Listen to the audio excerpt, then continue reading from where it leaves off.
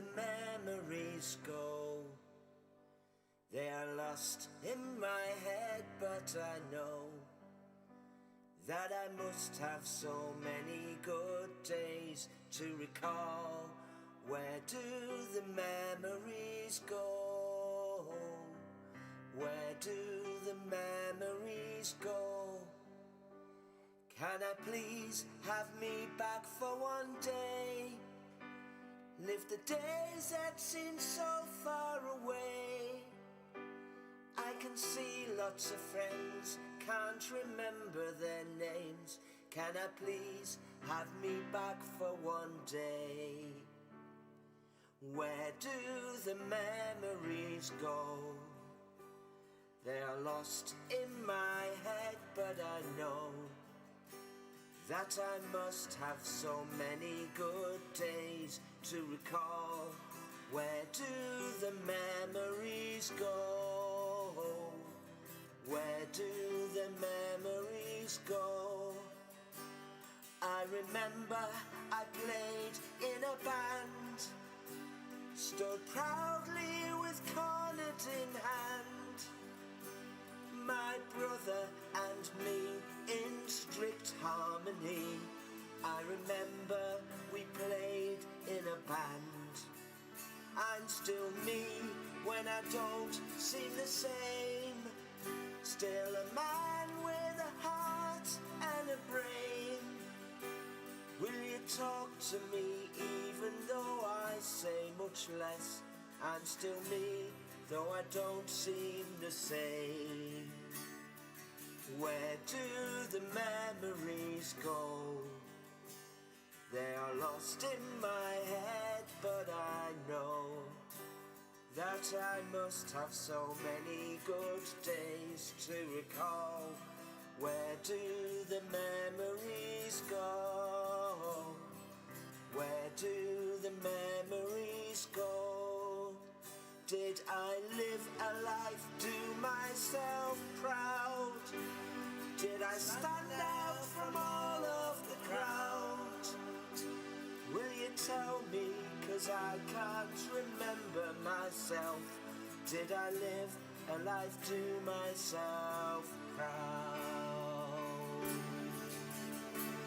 Oh, where do the memories go? They're lost in my head, but I know that I must have so many good days to recall. Where do the memories go?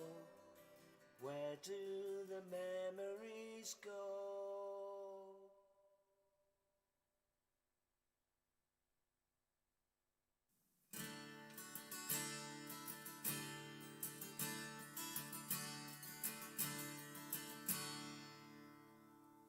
I am that man who lives on his own at the far end of your street. I like to look out of the window each day with the families that I'll never meet. I once had a wife and she was my life, but I lost her in 2009. We still have a chat, there's nothing wrong with that, 'cause it keeps me from losing my mind. When there's nobody else, so would you. It just has to do.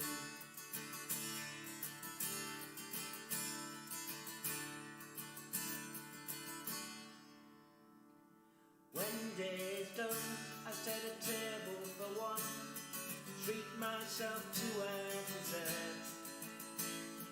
Best keep the leftovers, cover my plate, 'cause a day past itself I won't hurt. Turn on TV, seems they're talking to me, saying vulnerable folks should stay in. Self-isolation to save our great nation. Don't go out and we'll all surely win. Well, I'm always on my own with a safe distance zone. I've every trick in the book you can learn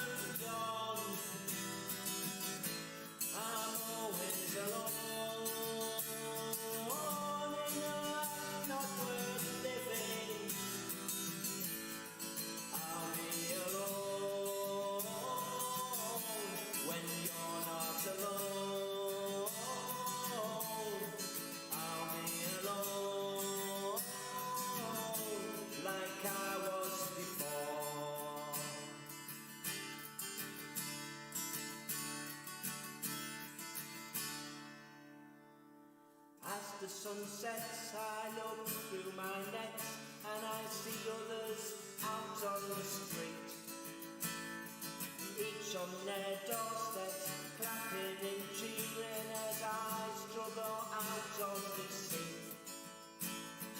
Head for the door takes longer than before, and the noise has started to fade. I get there at last, but that moment has passed, so I stand with the rainbow I made. I was just 2 minutes late.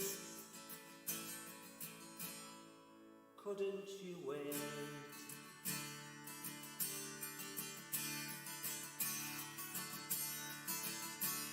So I'm still alone when this country needs me. I'll still be alone when you have moved on. I'm always alone, a life not worth living. I am alone when you're not alone. I am alone, just like before. I am alone when you're not alone. I'll be alone, just like before. I am that man who lives on his own at the far end of your street.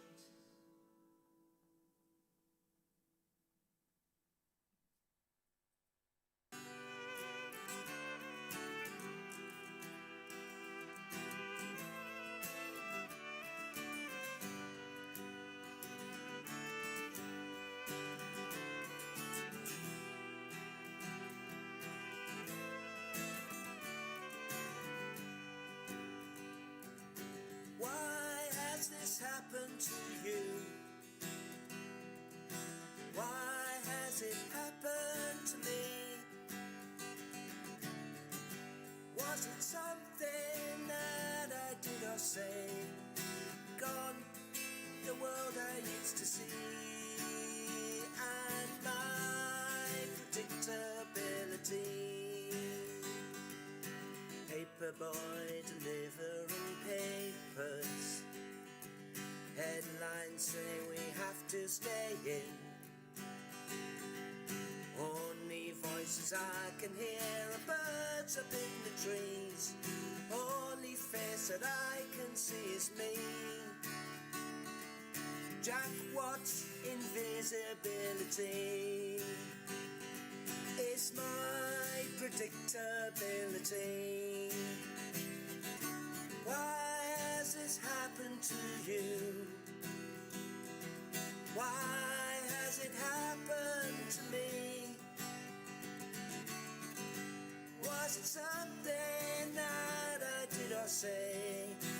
Gone, the world I used to see, and my predictability. Milkman delivering dairy, places bottles by the closed front doors. Watch him every morning, running to and fro. I tried to catch his eye, but he's too fast to see. Jack Watt's inquisitivity, that's my predictability. Why has this happened to you?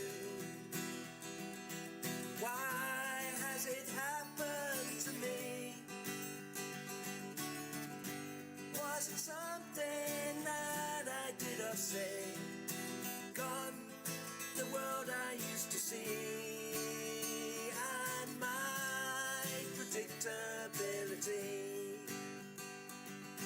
Postman delivering letters, magazines to have some mail from me. I'd like to send my words out for all of you to see. I can tell you how the world should be.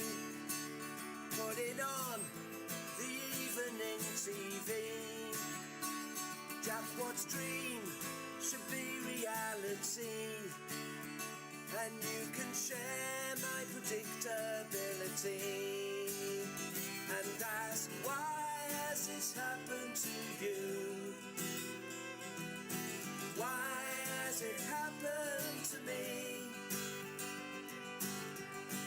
Was it something that we did or say? 'Cause gone, the world I used to see. Gone, the world we used to see. Gone, the world we used to be. And my predictability.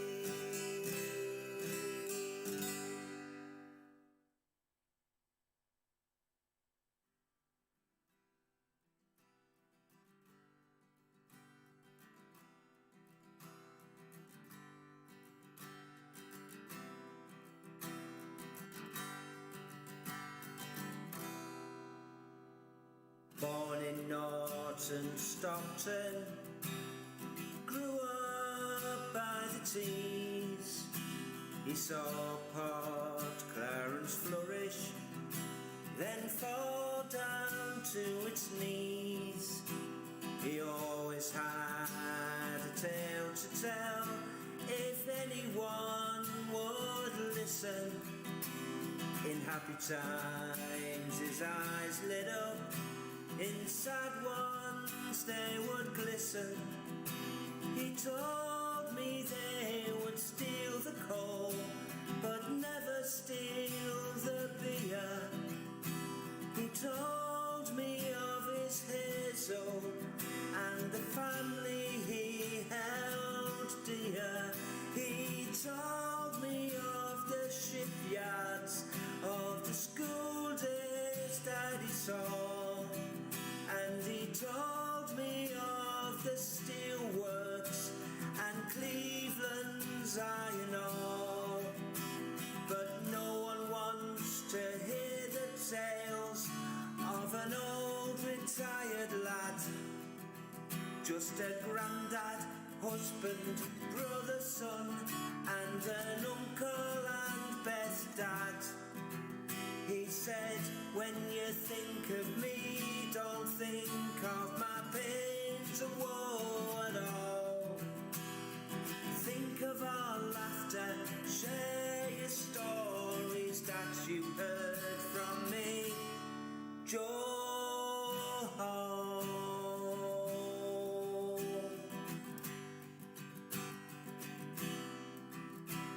He served his time in the shipyards, then left to ply his trade. He always came back home, and he wished that he had stayed. Drank beer in McCoy's, the Willie, and the Haverton Hotel. He loved the sound of the foundries, he even loved the smell. He told me of the tunnels where double-decker buses fit. He told me he'd lit fires to burn men's part as they took her sitting down. He told me of the salt mines and the people that he knew, of Tracy, conductor, Gorman, and a man called Bob the Jew. But no one wants to hear the tales of an old retired lad. Just a granddad, husband, brother, son, and an uncle and best dad.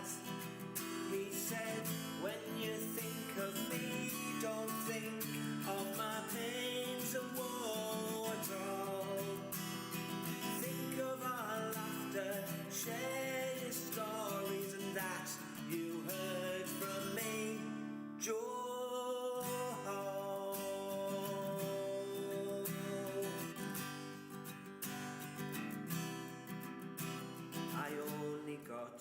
to know Joe towards his latter days.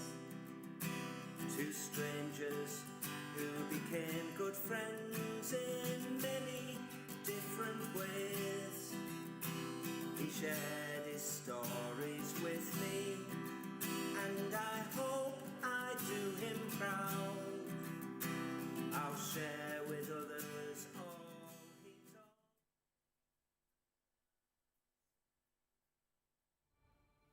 This is a bit odd, isn't it?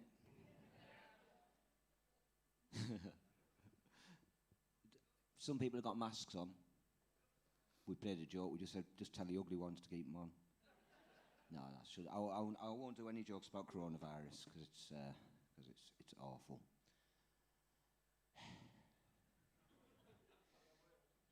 But I might if I get bored. So, are you all right?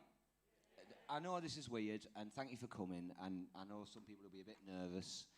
We are. Dan just said outside, I'm only nervous because I can't remember how to play the piano. And we've been living in a bubble, the three of us, since March, just to do this gig for you. So we hope you enjoy it. This is Dan. No, it isn't. We've swapped. That's Stephen. Give him a round of applause.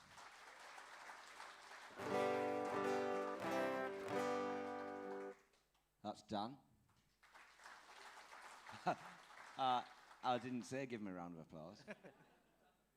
Dan the piano man. I know most of you, I think, don't I? Just put a little bit of house light on so I can see who's here. It's amazing how you can spread your family out. Oh, yeah. Right, turn them off again. Oh, we've still got the weird seats up there. Hello. Is there anyone up there? Oh, shit.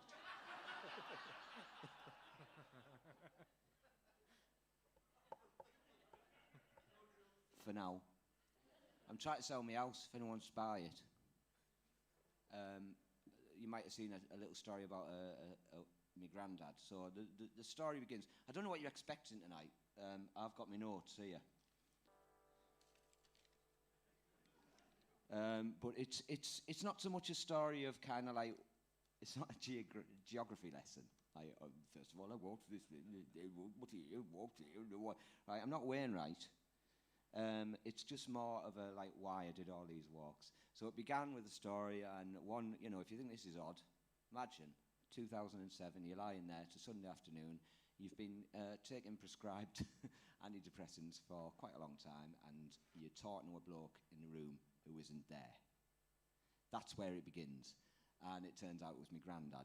But I'm not going to bore you with all the details, other than to say it might be true, it might not be, but it was very confusing at the time. So I was struggling a lot with depression, and my wife's here tonight, and I know she finds it.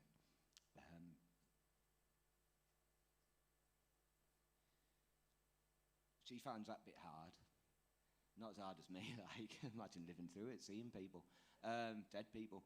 But she finds it hard, and she was there for me, and it was like, what we're going to do, and I'd reached the end of my tether, and I was talking to this bloke in the room, and then I said, and this is even more weird, I said, I better ring my brother. Now, that's only weird if you know the fact that I don't speak to my brother very often, because he doesn't like speaking to anyone either. He's about as antisocial as I am. Anyway, he came round, and he said to me, I said, how am I going to get better again? How am I going to be well? And he said, take one step, then you take another one, and one day you'll just keep on walking. And when he said that, the bloke I'd been speaking to for the last 6 hours vanished. Might have been in my head, probably was, but somewhere along the line, someone was sending me a bit of a message, and it was a message like this. Last night as I slept, I dreamt I met a young man. His face seemed so familiar, but I didn't know his name. And as we sat and talked, he told me of his journey. The tears fell from my eyes because our stories seemed the same. I am going,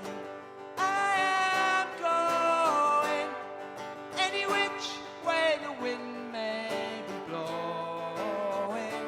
I am going,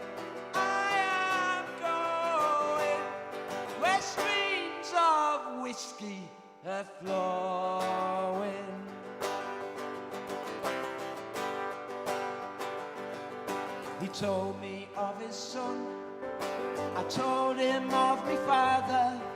We found it kinda strange, 'cause both their names were John. Then my brother came and said, take one step, you keep on walking. The young man smiled and nodded, and next thing he was gone. I am going, I am going, any which way the wind may be blowing. I am going, I am going, where streams of whiskey are flowing. I am going, I am going, any which way the wind may be blowing. I am going, I am going, where streams of whiskey are flowing. Yes, that night as I slept, I dreamt I met a young man, and his face seemed so familiar, but I didn't know his name. And as we sat and talked, he told me of his journey. The tears fell from our eyes, our stories were the same. I am going, I am going, any which way the wind may be blowing. I am going, I am going, where streams of whiskey are flowing. Where streams of whiskey are flowing. Where streams of whiskey are flowing.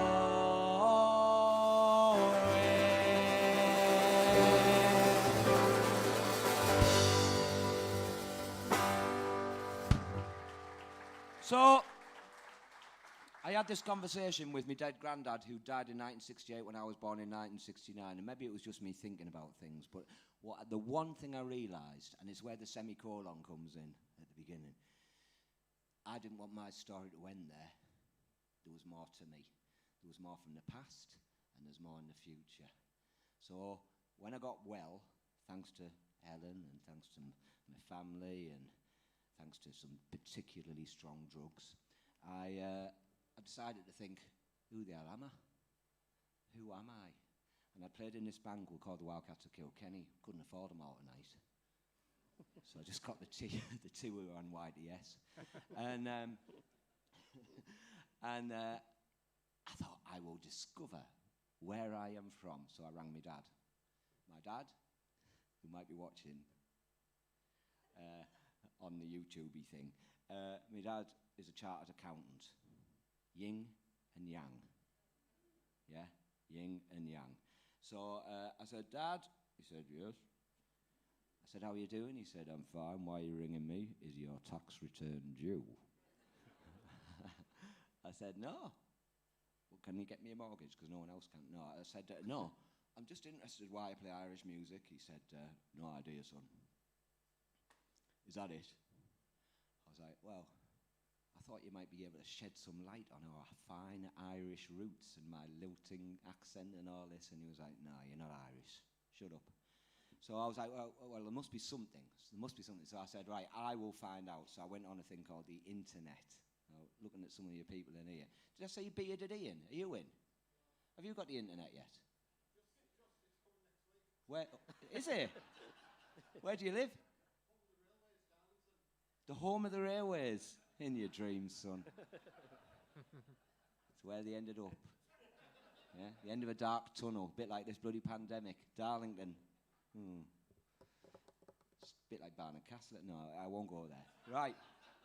So, I said, I will find out where my Irish roots are from. Surely we're from Kilkenny, the land of black and gold. And we're not, we're from County Monaghan, which is just like towards the north. So I looked it up and I looked it up now. I rang my dad, I said, Dad, we're from Carrickmacross. He went, ah. I was like, what? He went, from Carrickmacross to Crossmaglen, you'll find more rogues than honest men. And I was like, have you been drinking? Have you been drinking, Dad? Have you been eating too much white meat? He said, no, but my dad used to sing that all the time. I was like, well, tell me about your dad. Was he a bold Irishman? He said, no, he was born over the border in Middlesbrough, Commercial Street. So I was like, right, glamour. I said, well, where did he get the Irishness from? He said, I don't know. So I did a bit more research. Blah, blah, blah, blah, blah, blah. I've got to rush on because I've got loads of stories to tell. And I found out, I thought, what I'll do, I'll go to Carrickmacross. Cross. Forget this internet and rubbish, right? You don't need it, Ian. Just go, right? What are you drinking tonight? Water. Thanks for supporting the arts. Anyway, so I flew over to Carrickmacross and I made my way back over. And I discovered this song, and it's called Whiskey in My Tea. Anyone drinking whiskey? Not these prices. What? You bring your own? Like a wedding? Is that just a line of people on their own there? Like some sort of Westlife gig? There's a key change in this. When it happens, if you could all just stand up. Don't, it'll be shit. Sorry, internet. I should have said there might be some swearing and tales of depression.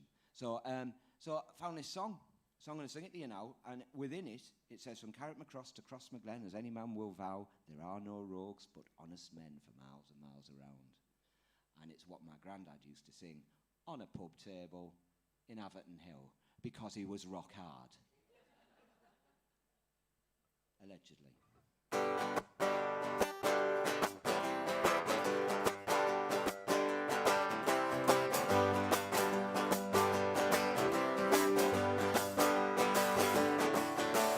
Was a 40 total for 3 long years or more. The neighbours all respected me in the decent clothes I wore. My parents, they were fond of me till one unlucky day, when like a child I was beguiled with whiskey in my tea. It wasn't the lads of Church or the lads of Ballybane, the dealing men from Crossmaglen for whiskey. As far as I know, the guidance doesn't say you can't clap. Right? You mustn't sing along because you might give me your disease. It doesn't matter if I give it to you, but we've been in a bubble, we're all right. So if you want to clap along at this stage, you can, right? You can't dance, you can't, what else can't you do? You can't lick each other, but you can clap, right? So let's pretend we're not in Sunderland. Big lockdown, hey? Oh, is there a Sunderland person in? How did you get out? Huh? Car.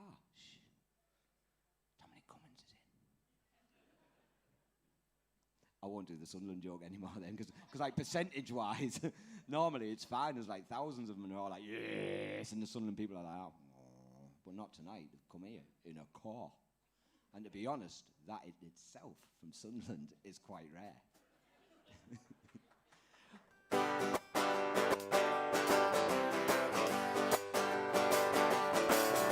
I was a 40 total for 3 long years or more. The neighbours all respected me in the decent clothes I wore.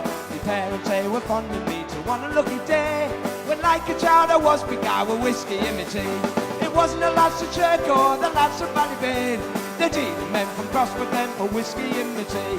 It wasn't the lads of Church or the lads of Ballybane, the dealing men from Crossmaglen for whiskey in my tea.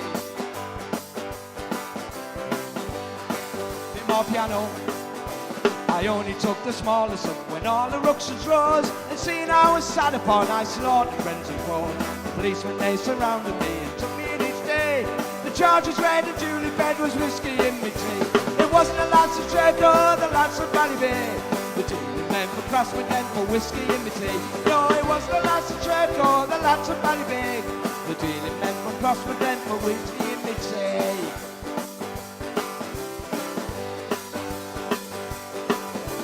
Carrickmacross to Crossmaglen, as any man will vow, there are no rogues but honest men for miles and miles around.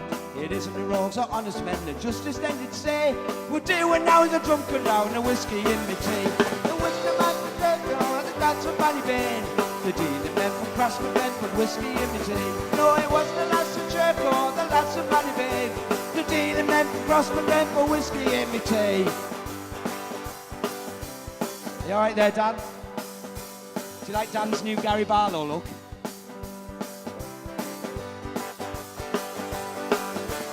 man, he was a sober man for 3 long years or more. The neighbours all respected him and the decent clothes he wore. The story is an ancient one, the justice then did say, pay your bail or go to jail with whiskey in your tea. No, it wasn't a lads of Trevor, lads of Ballybane.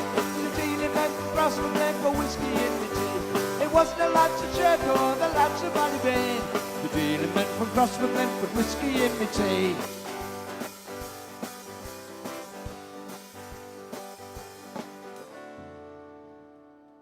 No, it hasn't finished. You might want it to, but it hasn't. So all you bred teetotalers, if sober you may be, Ian, be careful of your company, even though there's no one sitting with thee. I just made that up. Genius. It wasn't the lads from Sherco or the lads from Ballybay, but the dealing men from Sunderland put whiskey in me tea. No, it wasn't the lads of Jacob or the lads of Ballybay. The dealing men from Gosford again put whiskey in me tea. It wasn't the lads of Jacob or the lads of Ballybay. The dealing men from Gosford again put whiskey in me tea. Thank you. So off I headed to the mysterious place of Carrickmacross, and I met all sorts of interesting characters. I should say, by the way, if you want to go to the toilet or anything like that, or leave, you can, right? It's fine. I should have done all the housekeeping before I started. If you want to go to the toilet, you've got to wear a mask, because Stephen went in just earlier. And no, I didn't, because he did that in the corridor. We could barely breathe. It's a good job we're from the same bubble, I'm telling you. What was it you described it as? Borges Barbo. I've got my mask, I'm all right. Yeah, well, I bet it melted. He thought it sharted. Anyway. So there I was, over in there. So I flew over to Carrickmacross and decided to walk back. And everyone was like, have you done any training? And I'm like, obviously not. Well, to a certain extent, I started walking probably because I'm lazy, when I was about 4. So I've been walking ever since. That's a lot of training in my eyes.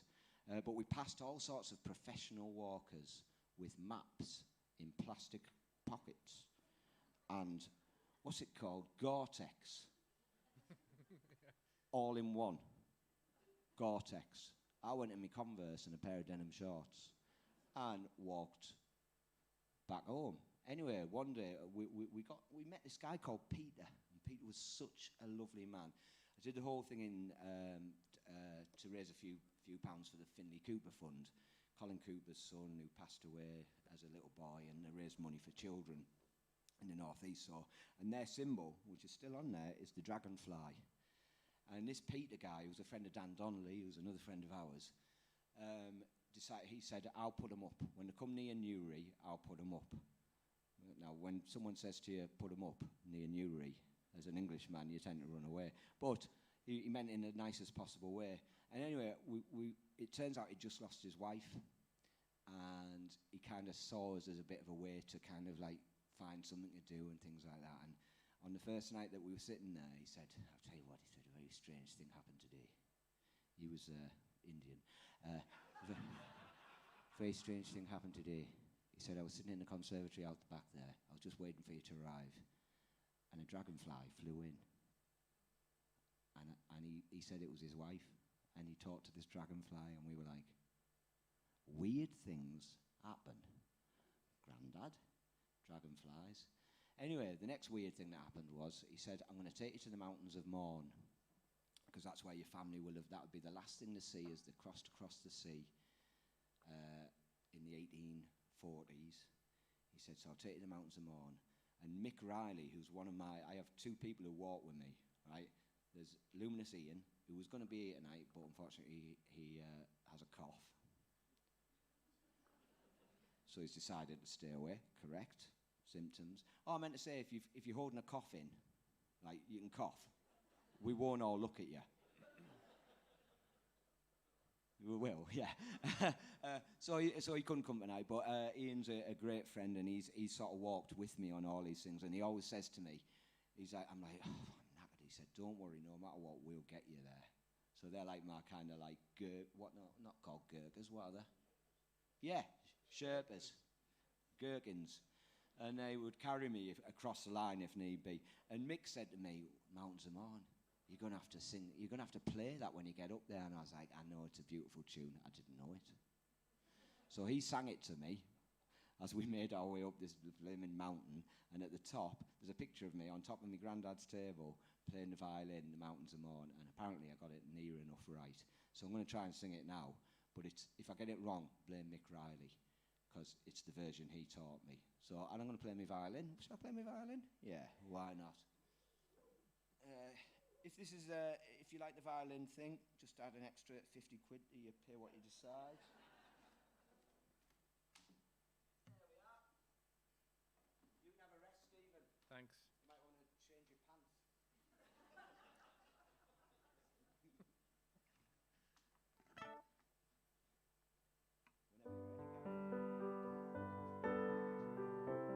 Call him Gary now. There's only two Gary Barlows.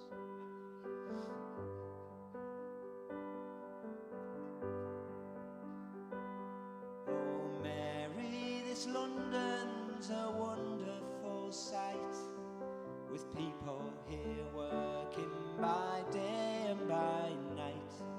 They don't sow potatoes nor barley or wheat, but there's gangs of them digging for gold in the street. At least when I asked them, that's what I was told.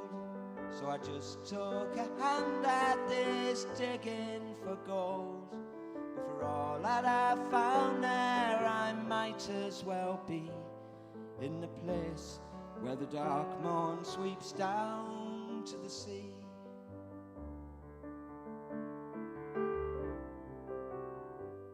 I believe that when writing a wish you expressed as to how the fine ladies of London were dressed. But if you believe me when asked to a ball, they don't wear no tops to their dresses at all. I've seen them myself, and you could not in truth tell if they were bound for a ball or a bath. Don't be starting them fashions now, Mary McCree, in the place where the dark morn sweeps down to the sea.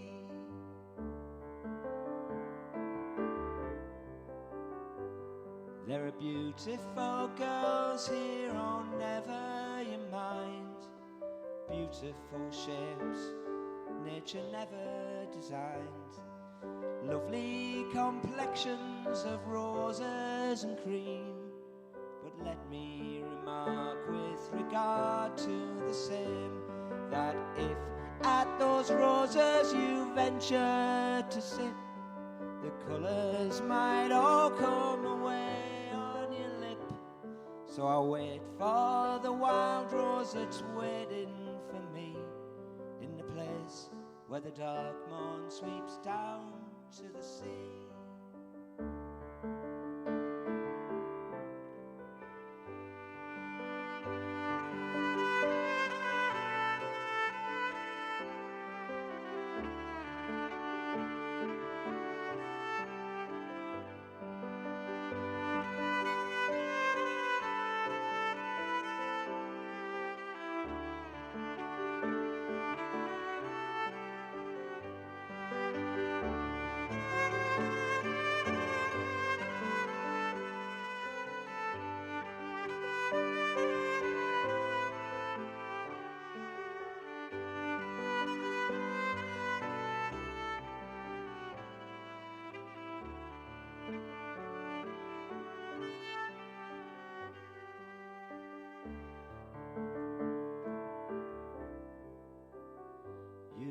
Remember young Diddy McLaren, of course.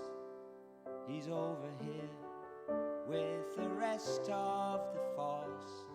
I saw him one day as he stood on the Strand, stopped all of the traffic with a wave of his hand. And as we were talking of days that are gone, the whole town of Stockton stood there to look on. But for all its great powers, he's wishful like me, to be back where the dark morn sweeps down to the sea. Thank you. So the walk, it had its emotional moments, it had its ridiculous moments. We went into one pub, and half the pub, there was us and two old guys, and when we walked in, they went, "Hello, we are the IRA." We were like, "Hello, I'm the Wild Rover. Can you play that fucking fiddle?" "No." "Play that fucking fiddle." So obviously, because they were the IRA, I thought I'd better oblige, so I played the fiddle. And then we went, what's in the other room? And they went, "Ah, that's that miserable bastard who never buys anyone a drink." I was like, "Right, what's he called?" I can't remember his name. Let's say Samuel, as an Irish name. And we said, and does he just sit on his own all the time? "Well, he does now, because that's the Undertaker's. He's in the box." So half the pub, the bar, we were playing away, having a great time, all five of us. It was like Riverdance. And then the other half of the pub, the snug, was where the coffin was. And it was that kind of thing all the way, really, from Ireland to Teesside. And another day, Peter said, who was getting himself a bit like jolly about things, he went, "I know, I'm going to take you to a shebeen." Does anyone know what a shebeen is? Yes. A shebeen is a members-only club where you can generally drink forever, as long as you're happy to drink either Guinness or diesel. Red diesel, which apparently is illegal. I don't know. I'm a violinist. I have no idea what diesel is. So you could get red diesel or Guinness on draft in a room that was about half the size of this. So we said to the guy who ran it, who was this giant, he looked like someone out of Game of Thrones who hadn't been beheaded. And we said, "Oh, so how many members do you have?" 10,000. And we're like, "Oh, what happens if they all turn up at once?" They don't. So social distancing was never going to be an issue in the shebeen. And then he went, "You're a fiddle player." I was like, "I am." To be honest, even if I wasn't, right, if I was a flautist, I'd have gone, "Yes." He went, "I've been running this shebeen for 25 years and no one's ever played the fiddle." So Mick said, "I think you're going to play the fiddle tonight, Mike." So I did. So I got it out and I played a little fiddly-diddly tune. So I'm going to do a little fiddly-diddly tune for you now. It's actually called The Wildcats of Kilkenny, and I only know 2 tunes, and this is one of them. And I played this over in the shebeen, quite close to Newry, and we'll give it a go, won't we? Yeah. Scary, this. Because we haven't played as the Wildcats, I don't know. I don't know if we ever played it. We played it this afternoon, it went all right. So, get those hands ready. Get those dancing feet under the table without actually moving or going close to anyone.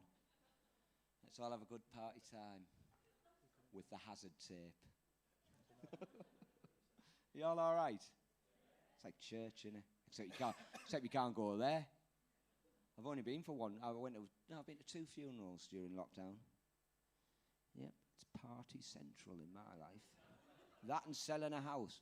Been marvellous. Are you ready, boys?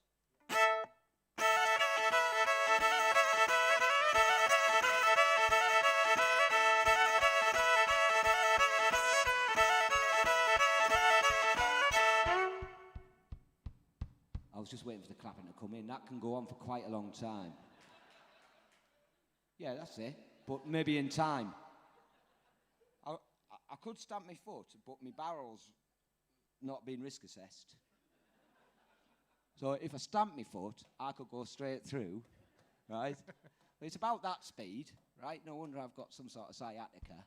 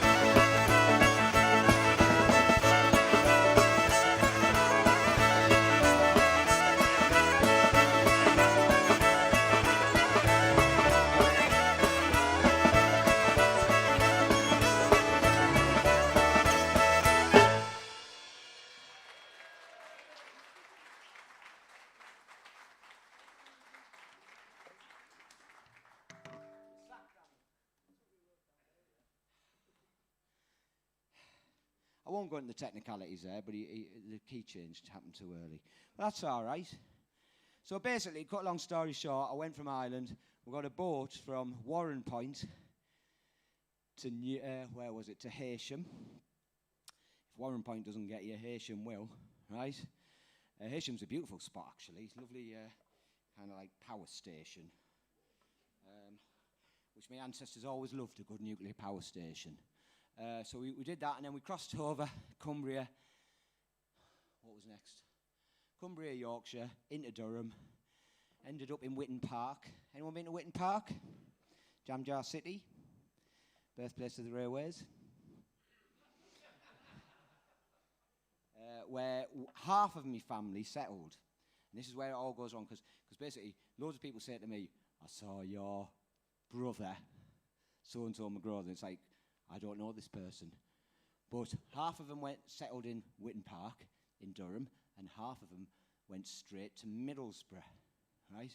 Because in Witton Park and in Middlesbrough, they had loads of jobs, just like now.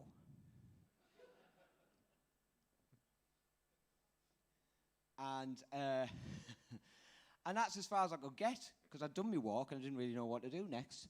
So then I thought, right, I'm going to write this show, I'm going to do a show, I'm going to call it Of Rogues and of Honest Men, and it's all going to be about my family and other families making their way from Ireland to Teesside and forming the community of Teesside. I thought that'll work, except I didn't really know many stories about the Teesside end of things, which is ironic, because when you search Carrickmacross Cross or all these different places like in Ireland, it's like this beautiful little fairy story all about this and that and the other, and I'd already discovered this is interesting. 1820, my great whatever granddad Owen lived in Carrickmacross, and when I met my relatives over there, they went, oh yes, he was well known now.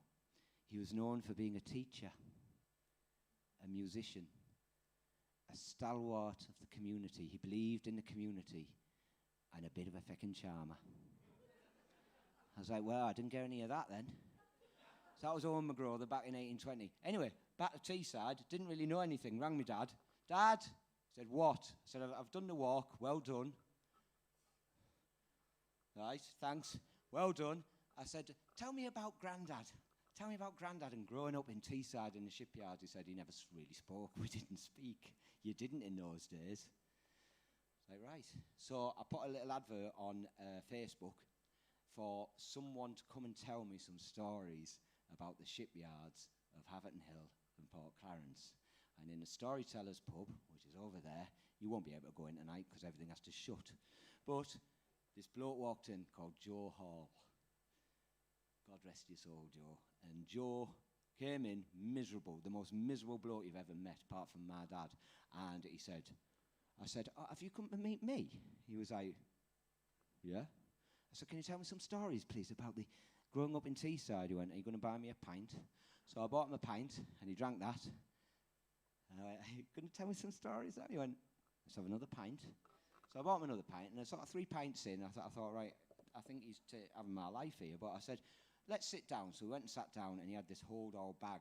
That was black. He had a black coat and a black bag. And he started to talk to me, and he started to tell me all these stories of when he was growing up, and how he used to be an altar boy, and what used to happen at school. And then he told me about the characters of Haverton Hill and Port Clarence, people like Sergeant Elliot, people like Butcher Boy Baker. The butcher boy rode a bike and decided it would be a good idea to get his teeth cast in aluminium. Good old Haverton Hill. I love it, right? Then Councillor Brodie, and Councillor Brodie set up food banks way before anyone else did, and he used to collect food for babies and milk for babies and so on. And Conductor O'Gorman used to chase the lads on top of the transporter bridge with his stick because they were playing football, you know, on the top bit. And Joe went, we never lost a ball, mind. Like, oh, all right, okay. Told me about him. And then I rang my dad, I told him all this, and he started telling me the memories, and he told me that, like, Grandad Jimmy, he said, oh, there was 3 of them. There was Jimmy, Michael, and William, and they were known as, a great boy band name this, the Holy Trinity. and they used to sing in this pub, the Bottom House in Haverton Hill. We've had lots of arguments about this, but it's definitely the Bottom House, and it was a place called Pa McCoy's, and it became the Queen's Head until it got trashed by a lorry. And it was called Pa McCoy's, and interestingly enough, the McCoy family became very, very successful in the restaurant trade and ran the Kirk and so in Teesside. Back in the day, it was all about Pa McCoy. And Pa McCoy stayed there until he realised Middlesbrough was going to be the metropolis of the northeast, and he moved up and he opened a pub called the Masham in Middlesbrough, and he made some money out. This is him ringing now. It's all right. Quick, take your time. Take your mask off. Yeah, pass it on to her. It's an alarm. Does it say, if it's shit, ring me now?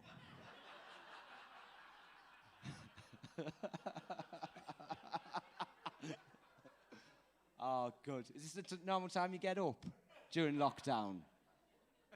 What's your name? Oh, you're Veronica Lindor.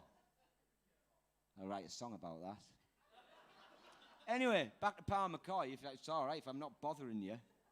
And he opened his pub, and he made money out of beer, and he made money out of his exceptional chicken and stuffing sandwiches. And that was Pa McCoy. And this is a little song about him.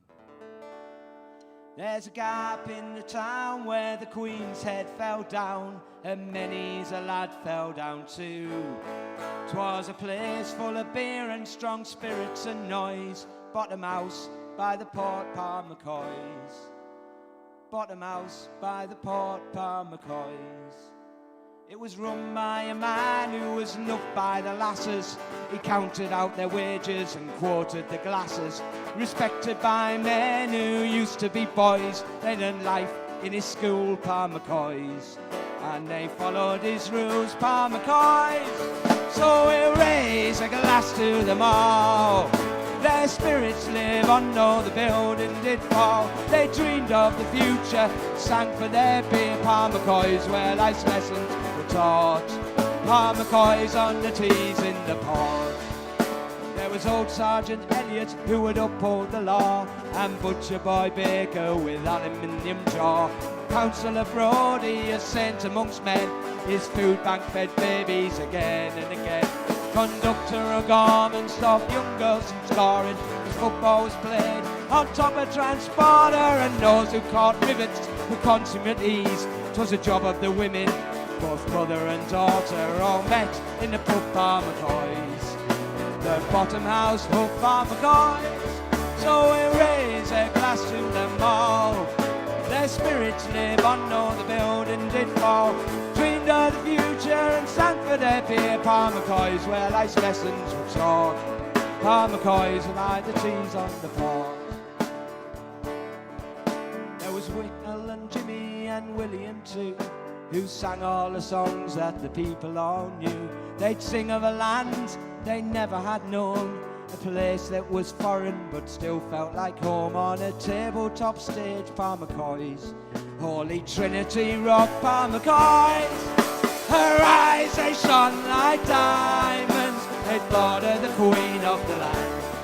And her hair hung over her shoulder, tied up with a black velvet band.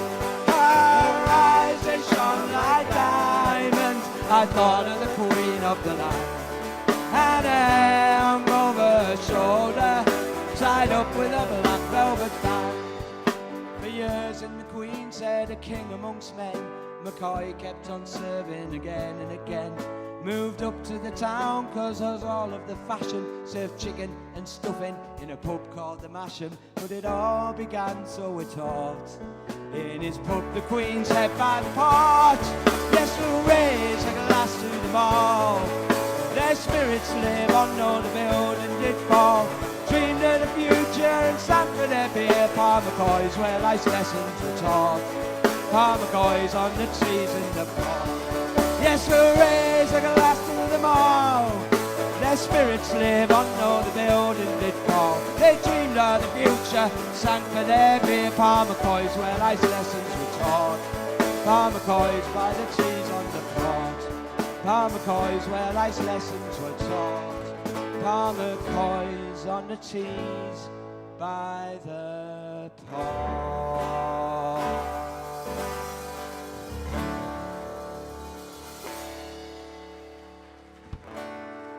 And Joe reminded me of a very important lesson, because he told me, like, in this, it was only about 8 pints that it took. He told me within about 8 pints of so many people, so many ordinary people who made their way through life, and they weren't just a conductor, and they weren't just a policeman, and they weren't just an auto boy or a steel worker. They had stories behind them, and that really resonated with me and made me think, this is why I've done this. I want to tell people that I'm part of, like, a bigger story. I'm part of the story of Teesside. I'm part of the story of England, of the UK, of Europe, of the world, and we all are. And that's why I kept on walking. And it became a little bit of a sort of strange obsession in my mind. But it brought me back to the original story of my granddad and this influence he had, whether he was there, whether he wasn't there, whether it was a memory.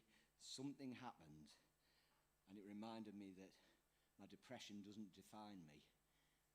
There's a lot more to me than that.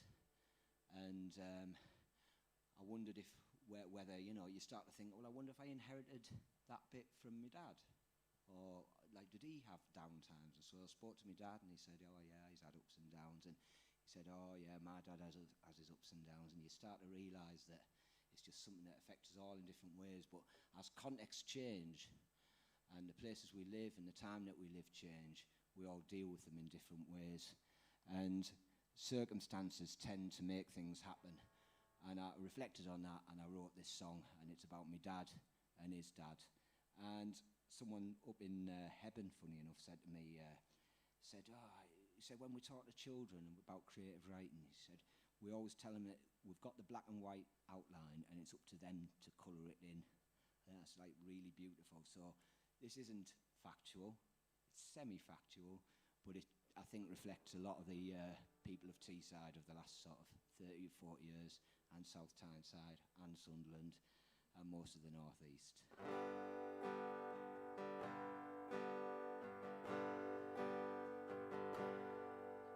I used to ask me dad, what do you do all day?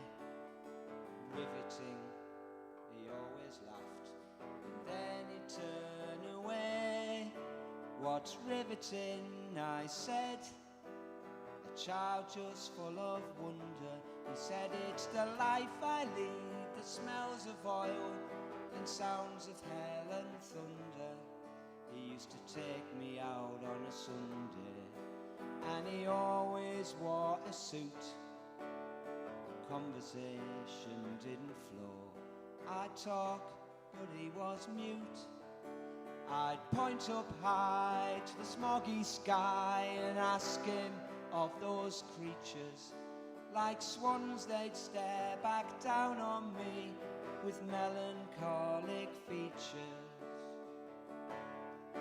Then me and me dad would go back home.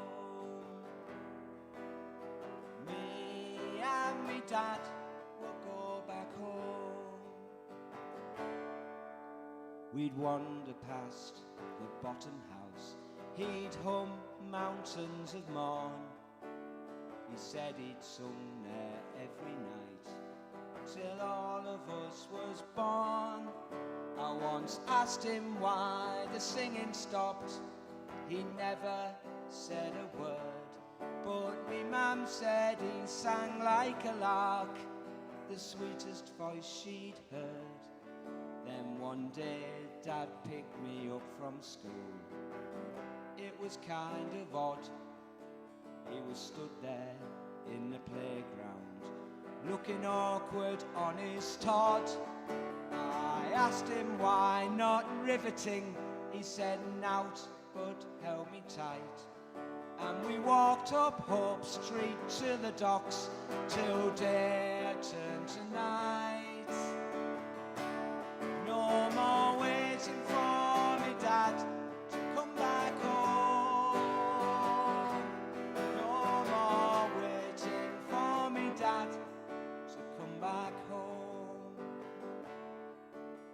An age went by in silence, and then my dad started crying. I didn't ask, I didn't dare. He said, our port is dying. He pointed up and with red raw eyes said, they broke their necks. And the crane stared back and I cried too, both a pair of wrecks. We took the bridge back home to Suffield Street, and there was our mum waiting. I thought she'd go right off on one. Lateness was a hating, but she sent me off to wash me hands and said, let's have some tea. Some 4-penny ham, some peas, some cheese, fresh bread and jam for me. And then I asked me dad, what will you do all day? He said, son, I'll have to go away. So now I'm waiting for me dad to come back home. I'm waiting for me dad to come back home. Waiting for me dad to come back home. I'm waiting for me dad to come back home.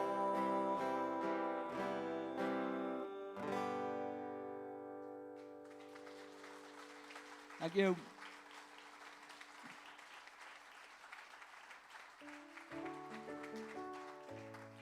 So I had a bit of a depressing time in 2007, but I got better, and I think that's the thing to keep reminding myself. Like when it happens again, I think, well, I keep getting better, and each time I'm a little bit stronger and a little bit stronger and a little bit stronger, and equally I'm able to help others and kind of go, I know exactly how you feel. I don't know why you feel it, but I know how you feel. But it actually began in 1989 when I was at a place called Ushaw College. I was there this week. I went back the same week that I actually left. And I wasn't there for very long. It's where you're trained to be a priest. Imagine.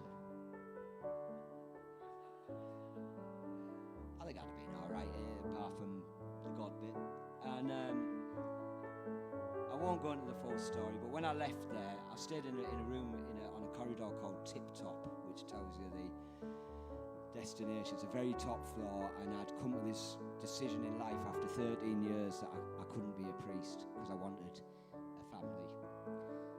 And you racked with guilt because you feel like you've let down your family, your church, every friend, God, everyone, and you're in a really, really dark place. And so I thought about jumping out of Tip Top. I didn't like because it was a hell of a long way down. Joking aside, I then spent a long time, kind of months, recovering, never went out, never left the house for about 8 months. And then, surprisingly, one person, as well as my family, helped me out, and he was a priest. He was a priest called Oliver Marr, and it was his first appointment, because he'd trained to be a priest in Ireland, in a place called Kilkenny. And his first job was in Stockton, and he came round in his blue Ford Escort, and he said, we're going for a pint. And he took me to the Queen Vic in Stockton, and gradually we went for more and more pints. It's the start of alcoholism, to be honest, but he used to take me out, and eventually he said to me, you need to get, what else can you do? And I said, I've only got this violin. He said, well, we'll get you into music, and eventually he took me to my first gig, and I went to St. Mary's and I started playing, and I met some other musicians, and I formed a band called Highly Strung, because I was highly strung, and that turned into a band called the Wildcats of Kilkenny, because he saved my life. He's not here today. He might be watching it on the internet if they've got it in Kilkenny, but this is for Oliver Marr, a man you don't meet every day. Oh, my name is Jock Stewart. I'm a canny young man and a roving young fellow I have been. So be easy and free when you're drinking with me. I'm a man you don't meet every day. It's slick as this, isn't it? I have acres of land, I have men I command, I have always a shilling to spare. So easy and free when you're drinking with me. I'm a man you smell, you don't meet every day. Come fill up your glasses with brandy and wine. Whatever it costs, I will pay. So be easy and free when you're drinking with me. I'm a man you don't meet every day.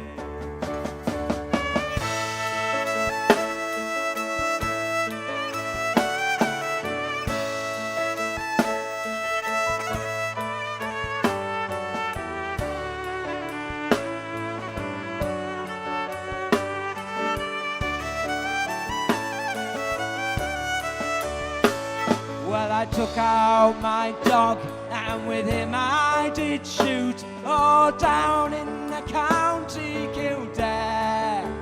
So be easy and free when you're drinking with me. I'm a man you don't meet every day.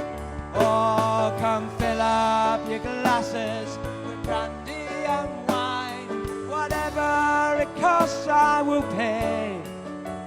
So be easy and free when you're drinking with me. I'm a man you don't meet every day. So be easy and free when you're drinking with me. I'm a man you don't meet every day.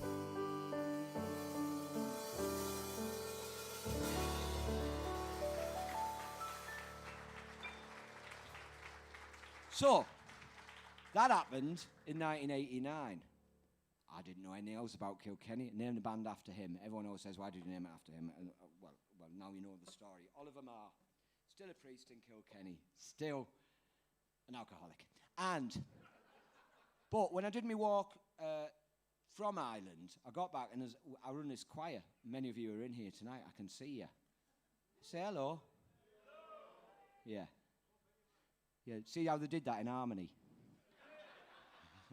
In Hercules. And one of them, Bernard's not in, is he? No, of course he isn't. Pain, nout. Bernard said to me, you'll be interested in this, will you?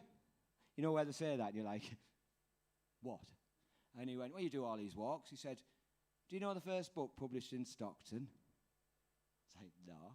1776, in the shop next door to what eventually became a chemist called John Walker's. He invented the matches, in case you didn't know, right? Beautiful statue of someone else in tribute to him. Anyway, there was this publishers, and there was a book, and it was called A Trip to Kilkenny, the first book ever published in Stockton. I told you it was odd. The whole thing's odd, this, right? Forget pandemics, there's weird things going on in my life. And he said, and so I got hold of a copy of it, and it's by a man called Mark Elstob. And you've got to bear in mind, this is, it's 1766. This is how many, do the maths, 80 years before the potato famine, right? It was at the time where the English were over in Ireland quite a lot, running the place, and then they realised it was a bit shit, so they came back, right? And as they came back, and they didn't really leave anyone in charge, and then people went, I don't know how to grow a potato. And then there was potato famine. I mean, this is roughly speaking, right?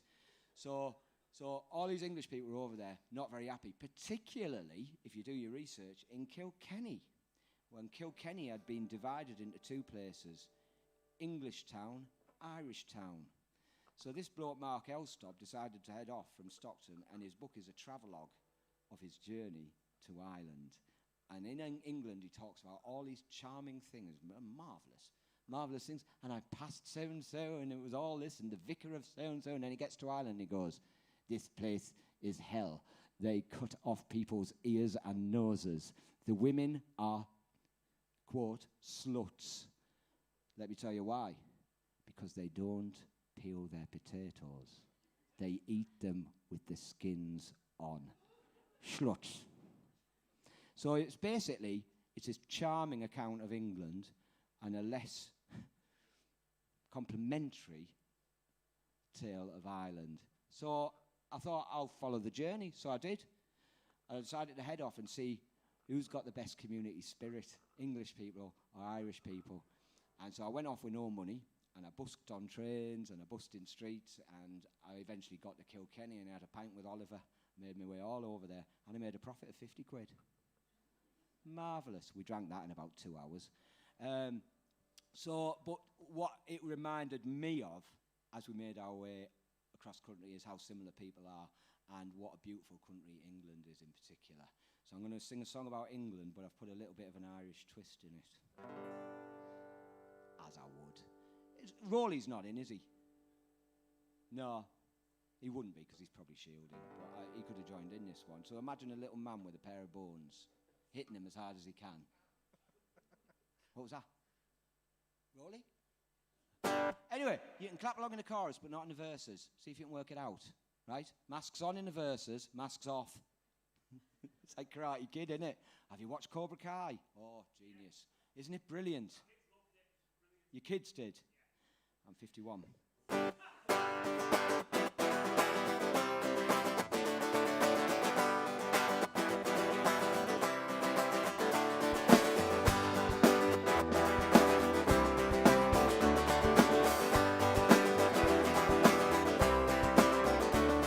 As I walked out on a bright morning like a hero in a song, looking for a place called England, trying to find where I belong.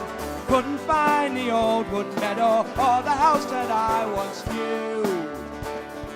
No trace of that little river or the garden where I grew. Whack for the tooraloo laddie, whack for the tooraloo yeah. Whack for the tooraloo laddie, whack for the tooraloo yeah. I saw town and I saw country, motorway and sink estate. Rich man in his rolling acres, poor man still outside the gate. Retail park and Burger Kingdom, prairie field and factory farm. Run by men who think that England's only a place to park your car. Back for the tooraloo laddie, back for the tooraloo yeah. Back for the tooraloo laddie, back for the tooraloo yeah. Whack for the tooraloo laddie, whack for the tooraloo yeah. Whack for the tooraloo laddie, whack for the tooraloo yeah. Come all of you at home with freedom, whatever the land that gave you birth. There's room for you both, root and branch, as long as you love the English earth. Room for vole and room for orchid, room for all to grow and thrive. Just less room for Dominic Cummings on his arse in his four-wheel drive. England, it's not flag or empire, it's not money, it's not blood. Limestone gorge and granite fell, Yorkshire clay and teesside mud. Blackbird singing from the may tree, lark ascending through the scales. Robin watching from your spade and English earth beneath your nails. Whack for the tooraloo laddie, whack for the tooraloo yeah. Tooraloo laddie, whack for the tooraloo yeah. Whack for the tooraloo laddie, whack for the tooraloo yeah. Whack for the tooraloo laddie, whack for the tooraloo yeah. Whack for the tooraloo laddie, whack for the tooraloo yeah. Whack for the tooraloo laddie, whack for the tooraloo yeah. Here's two cheers for the place called England, badly used but not yet dead. A Vincent Garbett sword of England hanging in there by a thread. Here's two cheers for the crazy diggers, now the hour shall come around. We can plant the seed they gave us, commonwealth and common ground. Here we go! Whack for the tooraloo yeah.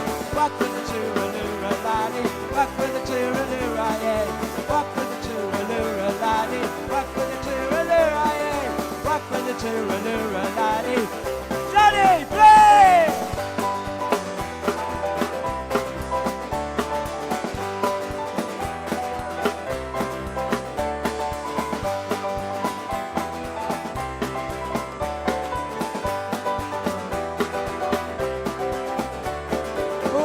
tooraloo laddie, whack for the tooraloo laddie.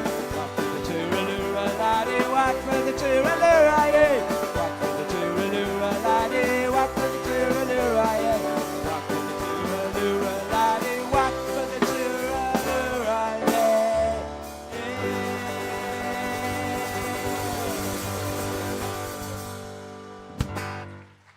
There once were two cats of Kilkenny.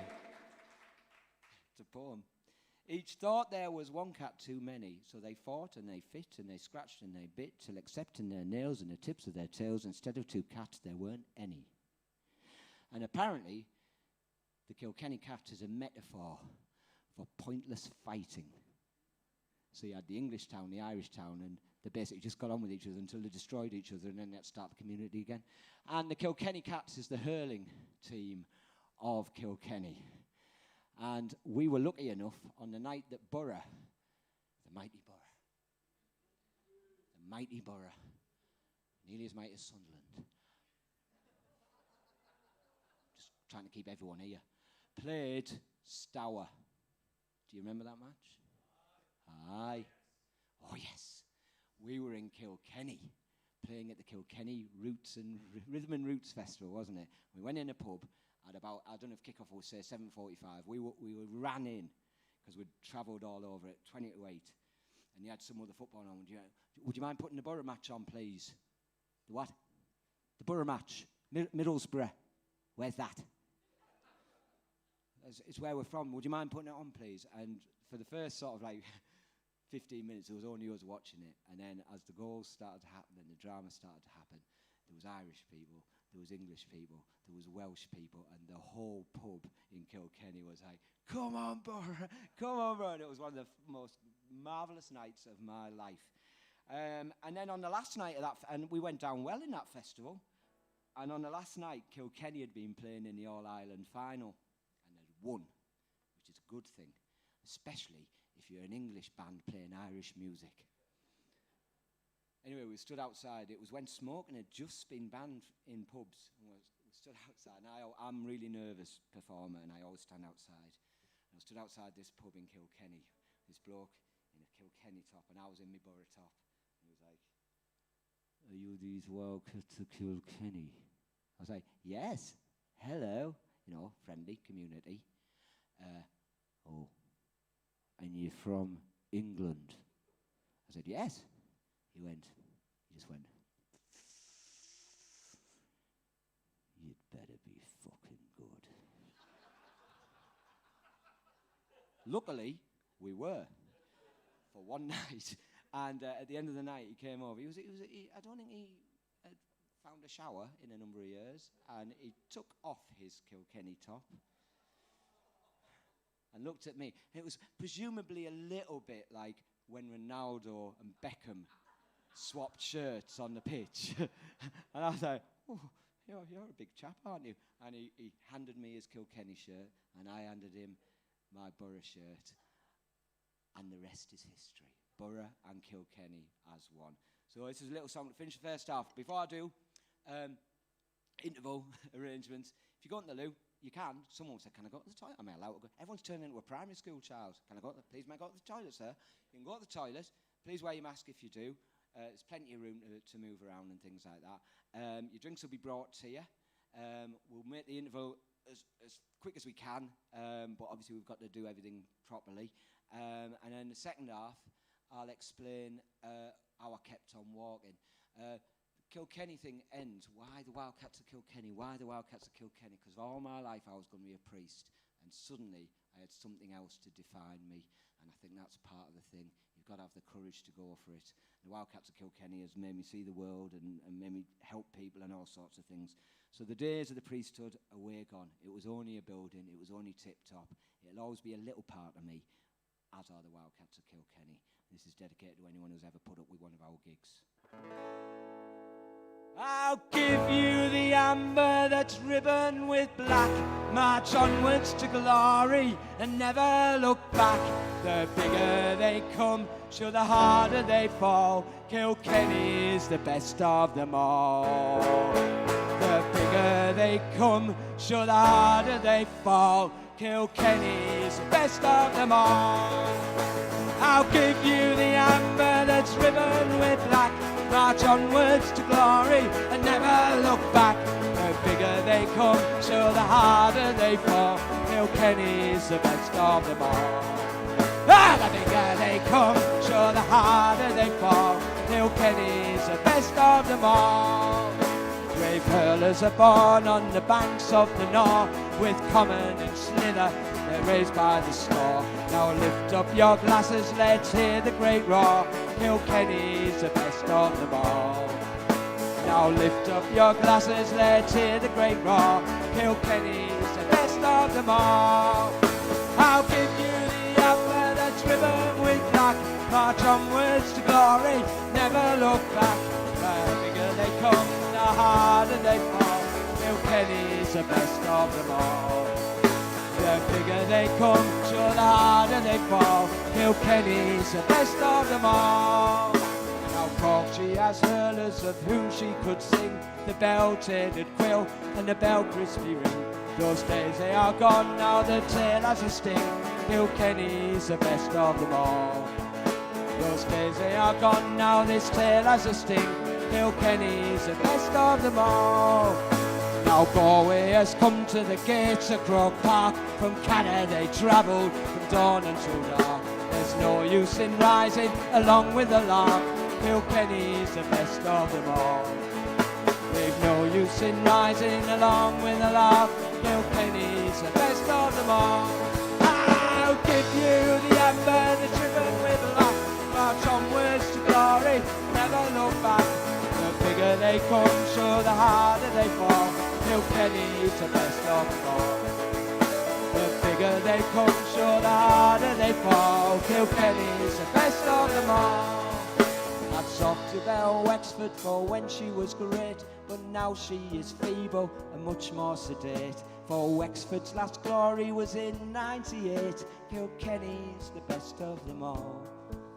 For Wexford's last glory was in '98, 'cause Kilkenny's the best of them all.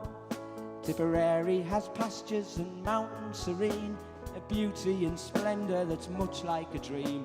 But the cats from Kilkenny have stolen a cream. Kilkenny's the best of them all. The cats from Kilkenny have stolen a cream.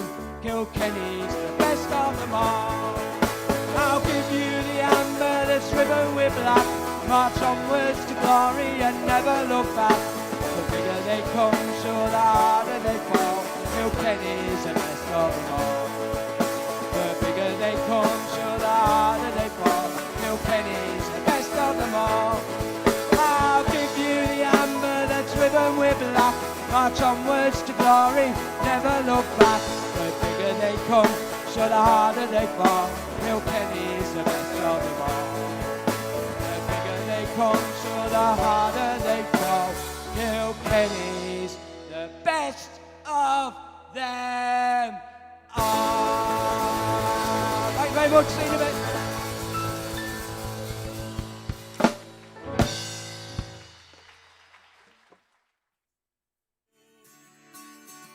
What's dream should be reality, and you can share my predictability and ask, why has this happened to you? Why has it happened to me? Was it something that we did or say? 'Cause gone the world I used to see. Gone, the world we used to see. Gone, the world we used to be.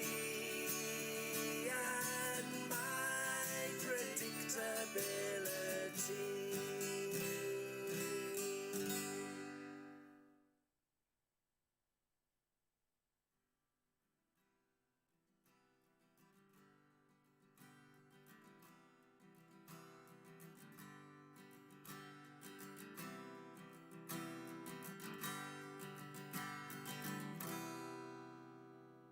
Born in Norton, Stockton, grew up by the Tees, He saw Port Clarence flourish, then fall down to its knees. He always had a tale to tell, if anyone would listen. In happy times his eyes lit up, in sad ones they would glisten. He told me they would steal the coal, but never steal the beer. He told me of his hazel and the family he held dear. He told me of the shipyards, of the school days that he saw, and he told me of the steelworks and Cleveland's iron ore. But no one wants to hear the tales of an old retired lad, just a granddad, husband, brother, son, and an uncle and best dad. He said, when you think of me, don't think of my pains and woe at all. Think of our laughter, share your stories that you heard from me, Joe.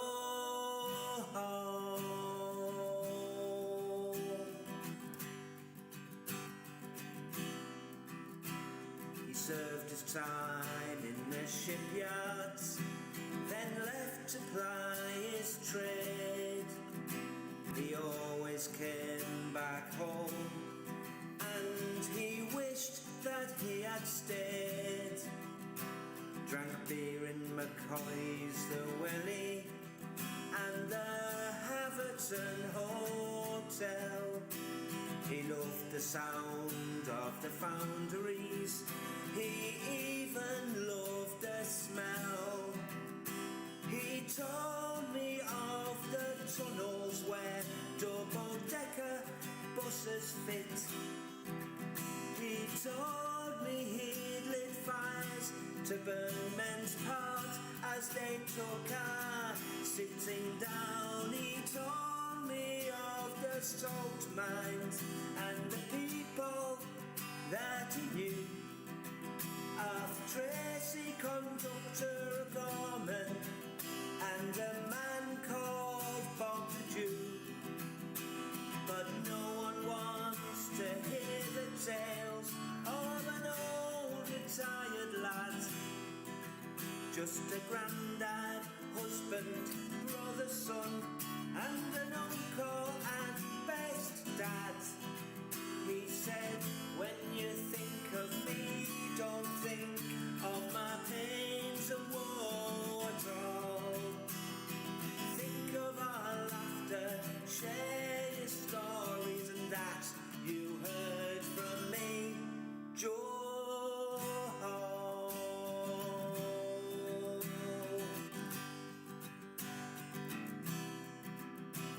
I only got to know Joe towards his latter days. Two strangers who became good friends in many different ways. He shared his stories with me, and I hope I do him proud. I'll share with others all he told me, and I'll share it loud. He was struggling, he was tired, but still a lad at heart. It was time to go, his shift was done, but by God he played his part. And now he stands at pearly gates, an honest Teesside soul. St. Peter smiles as Joe tells him, I never stole beer, I just stole coal. And I wish that I could hear more tales from that old retired lad, just a granddad, a husband, husband, a brother, son, and an uncle and best dad. 'Cause when I think of you, I forget all my pains and woe. Thank you for all your stories, mate, and thanks for being Joe. Joe, Joe, Joe,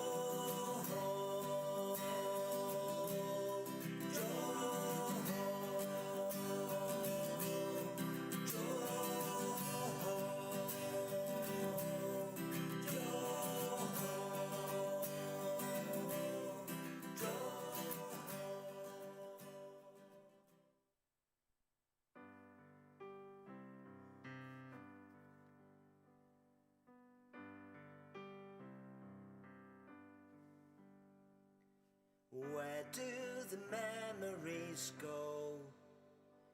They are lost in my head, but I know that I must have so many good days to recall.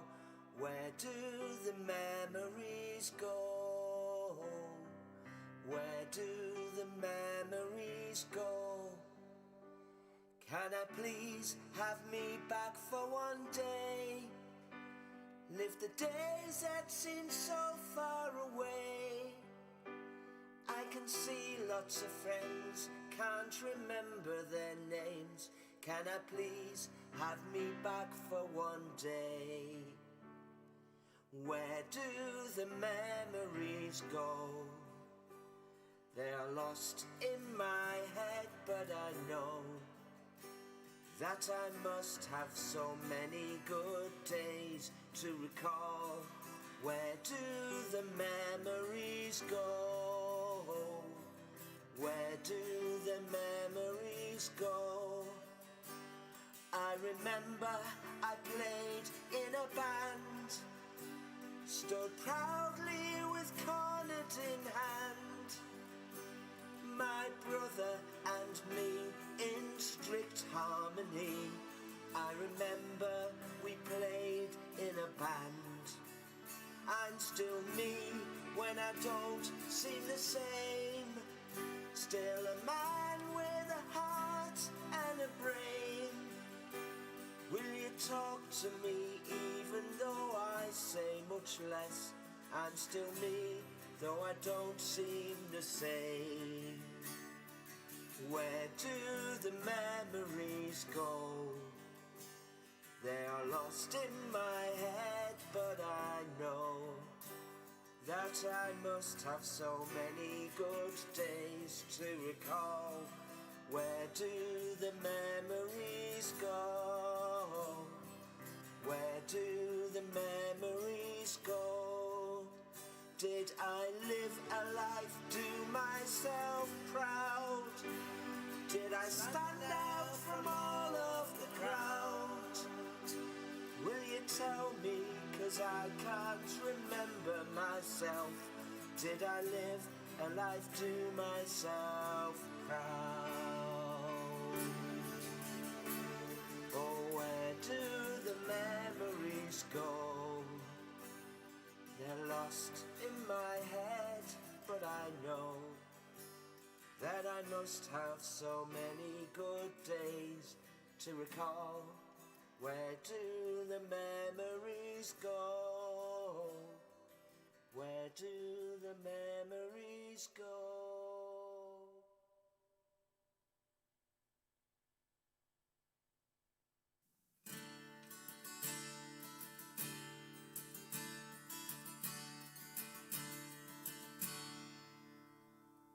I am that man who lives on his own at the far end of your street. I like to look out of the window each day with the families that I'll never meet. I once had a wife and she was my life, but I lost her in 2009. We still have a chat, there's nothing wrong with that, 'cause it keeps me from losing my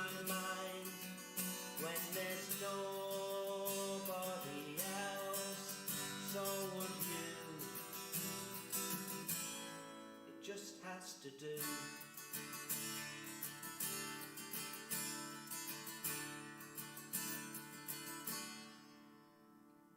When day's done, I set a table for one, treat myself to a dessert.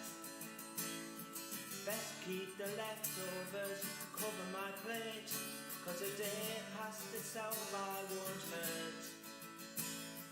Turn on TV, seems they're talking to me, saying vulnerable folk should stay in.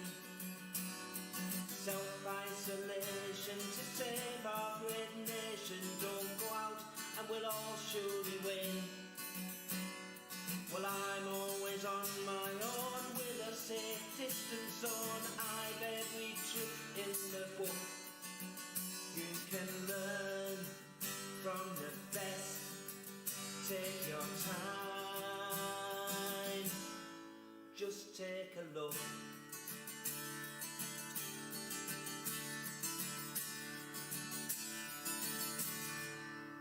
I'm alone when this country needs me,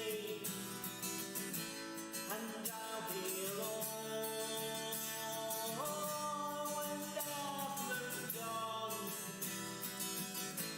I'm always alone in a life not worth living.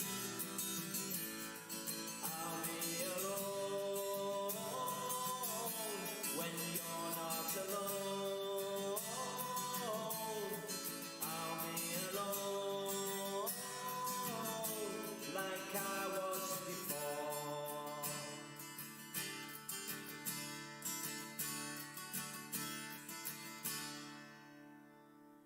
As the sun sets, I look through my net and I see others out on the street, each on their doorsteps, clapping and cheering as I struggle out of the seat.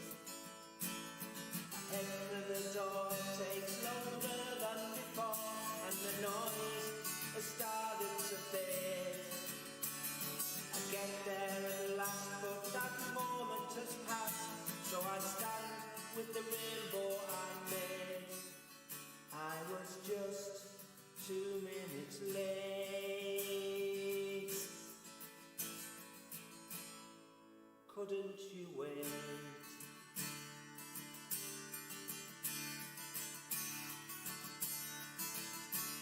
So I'm still alone when this country needs me. I'll still be alone when you have moved on. I'm always alone, a life not worth living. I am alone when you're not alone. I am alone, just like before. I am alone when you're not alone. I'll be alone, just like before. I am that man who lives on his own at the far end of your street.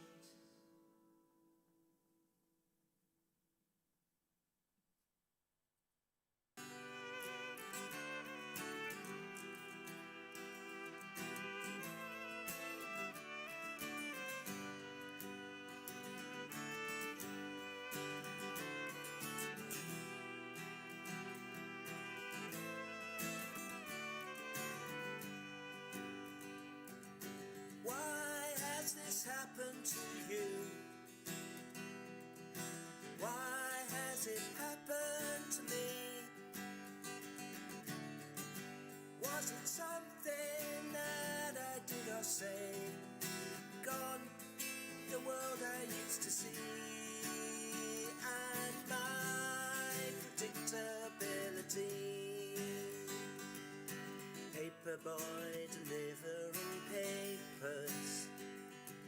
Headlines say we have to stay in. Only voices I can hear are birds up in the trees. Only face that I can see is me.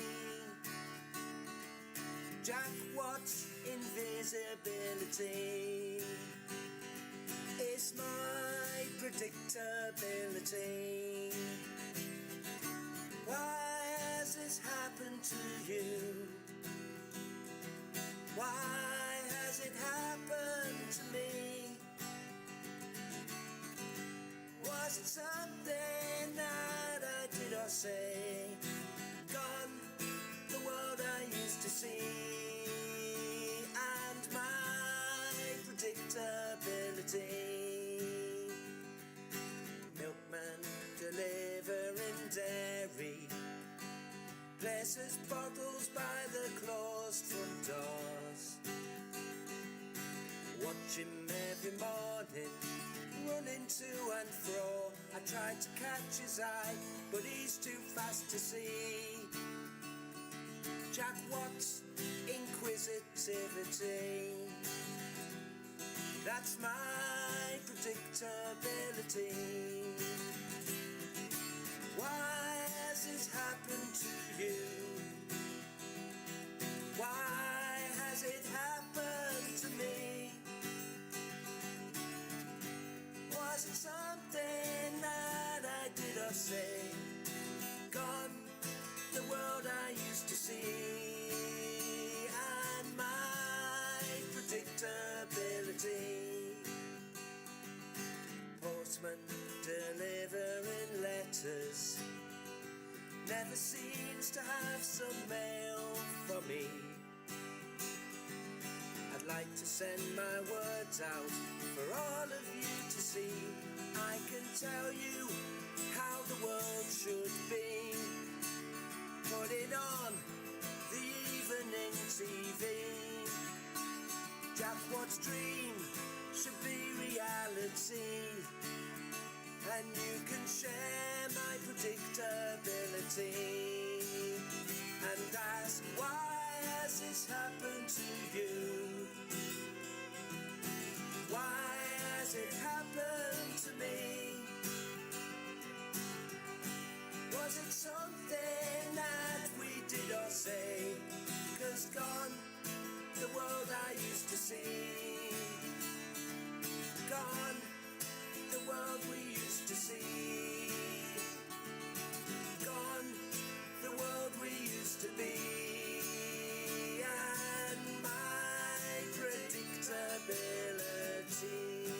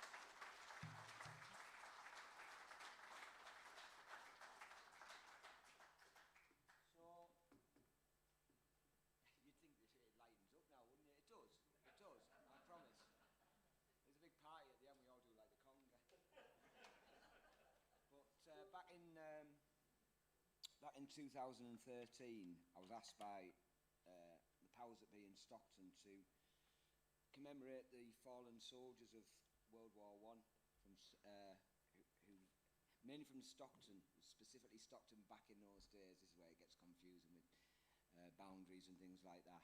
And we looked it up, and it was my brother. You remember him from the first half? My brother came up with this idea. He's the genius of the family, and I just take all the glory, basically. And he said to me, there was 1,245 names listed in Stockton's Book of Remembrance. These are the names. And we both agreed on one thing, and that was, who were they? So you can go past a war memorial and you see all these names and you pay respect, and rightly so, and remember the sacrifice and things like that. But we don't realise that there was a lot more to them than when they lost their lives.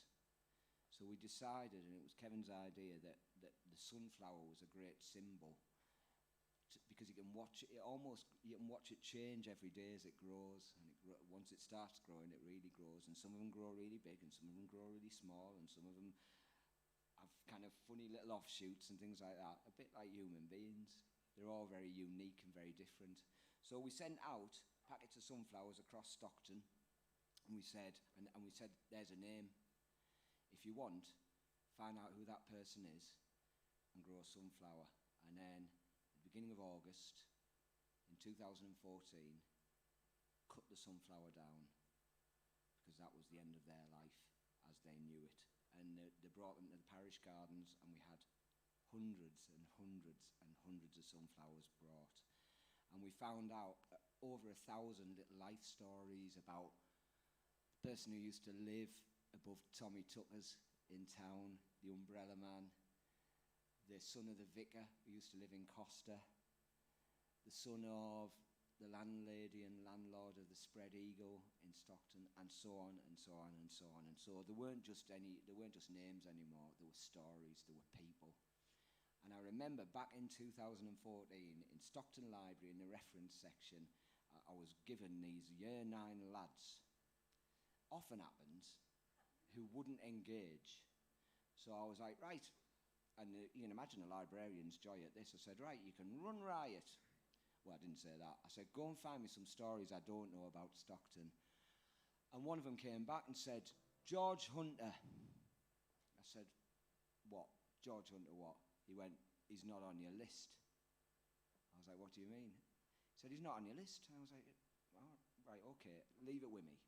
And I did, and he left it with me for about 4 years. And I'd forgotten about him. And there is actually a George Hunter on the list, but this was a different George Hunter from Tylery. And basically the next walk was all about remembering that there was stories about the soldiers, including George Hunter. So this is the next bit. Well, how do you do now, young Willie McBride? Do you mind if I sit down beside your graveside and rest for a while neath the warm summer sun? I've been walking all day and I'm nearly done. Well, I see by your gravestone you was only 19 when you joined the great fallen in 1916. Well, I hope you died well and I hope you died clean. Oh, Willie McBride, was it slow and obscene? Did they beat the drum slowly, play the fife lowly, sound the death march as they lowered you down? Did the band sound the last post and chorus? Did they pipe the flowers of the forest? Did you leave a young wife or a sweetheart behind? In some faithful heart are your memories enshrined. For although you died back in 1916, in that faithful heart you're forever 19. Or are you a stranger without even a name, enclosed forever behind a glass pane, in an old photograph torn, battered and stained,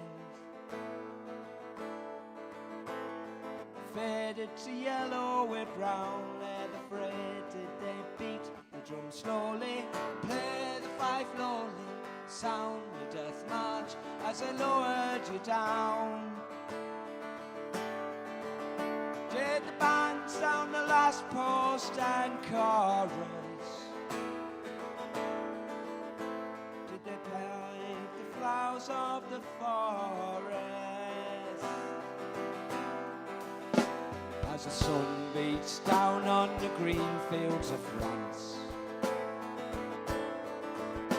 there's a soft summer breeze makes the red poppies dance. And see how the sun shines from under the clouds. There's no gas, no barbed wire, no guns firing now. Oh, but here in this graveyard it's still no man's land. The countless white crosses stand mute in the sand, and through man's blind indifference to his fellow man, to a whole generation who were butchered and damned. Did they beat the drum slowly, play the fife lowly, sound the death march as they lowered you down? Did the band sound the last post and chorus? Did they pipe the flowers of the forest? Now Willie McBride, I can't help wonder why, to those that lie here now know why they died. Did they really believe when they answered the call? Did they really believe that this war would end wars? Oh, the sorrow, the suffering, the glory, the pain,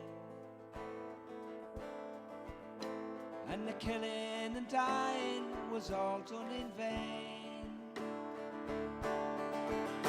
For young Willie McBride, oh, it happened again.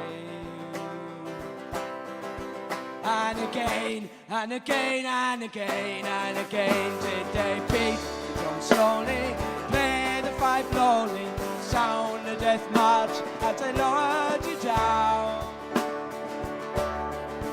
Did the band sound the last post and chorus? Did they pipe the flowers of the forest? Did the band sound the last post and chorus? Did they pipe the flowers of the forest?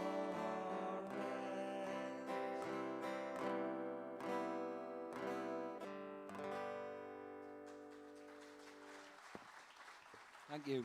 So, for those of you who don't know, then what we did in Stockton, and it's the proudest thing I've ever been involved with, is each year we continued the remembrance. We continued looking at the stories. We continued thinking about the lessons learned. And we thought about, like, if we can remember people 100 years ago, why can't we remember people who live in your street now? So each year we did a project that was about empathy. The first one was about mental health. It was about addiction. It was about stigma. Second year was about living in care, about care leavers, about the struggles that they had. All of them part of our community. The next year was about, just before the show, some of you will have heard a song called Just a Number by chip chase, and we lost Matty at Christmas, and he gave me that song back in that year, and he said, just do something with it. And we used it to remind people that people are on their own, people are lonely. It's called Just a Number, and he was a genius and greatly missed. So we did that, and then the final theme was about making sure we don't forget anyone. We mustn't forget anybody. We mustn't forget anyone in the community. We mustn't forget any of the soldiers. And suddenly I went, George Hunter. Shit. George Hunter. We'd forgotten about George Hunter. 1,245 sunflowers and George. So I did some research. George, don't do that now. And found out that George lived in Tylery in Stockton in a place called Crisp Street, just near North Shore Academy. It's not there anymore. I'll tell you why, I know that. And George, before the war, had worked on the Transporter Bridge, building it. I wish I could fix it now, but he helped build the Transporter Bridge until one day there was an accident and a crane hit George in the head. And not only took part of his skull away, it also took away his short-term memory power. Anyway, he couldn't work, he couldn't get a job, he got married, he had a couple of kids, and he found out that he could sign up as a reservist to fight in World War I. So he went to sign up, and apparently, and I don't know the technicalities, as you signed up, you were sort of on some sort of retained basis, so you got some sort of money, and they said to him, don't worry, son, it'll all be finished by Christmas. You won't be going. And then, of course, it wasn't. So in 1915, he got sent out, and he couldn't cope, and he couldn't cope with everything that lots of the lads couldn't cope with. But equally, when you've got no short-term memory, you can't remember an order. So after 10 cases of what was called disobedience, because he couldn't remember, he was shot at dawn. And that's why he's not in our book of remembrance.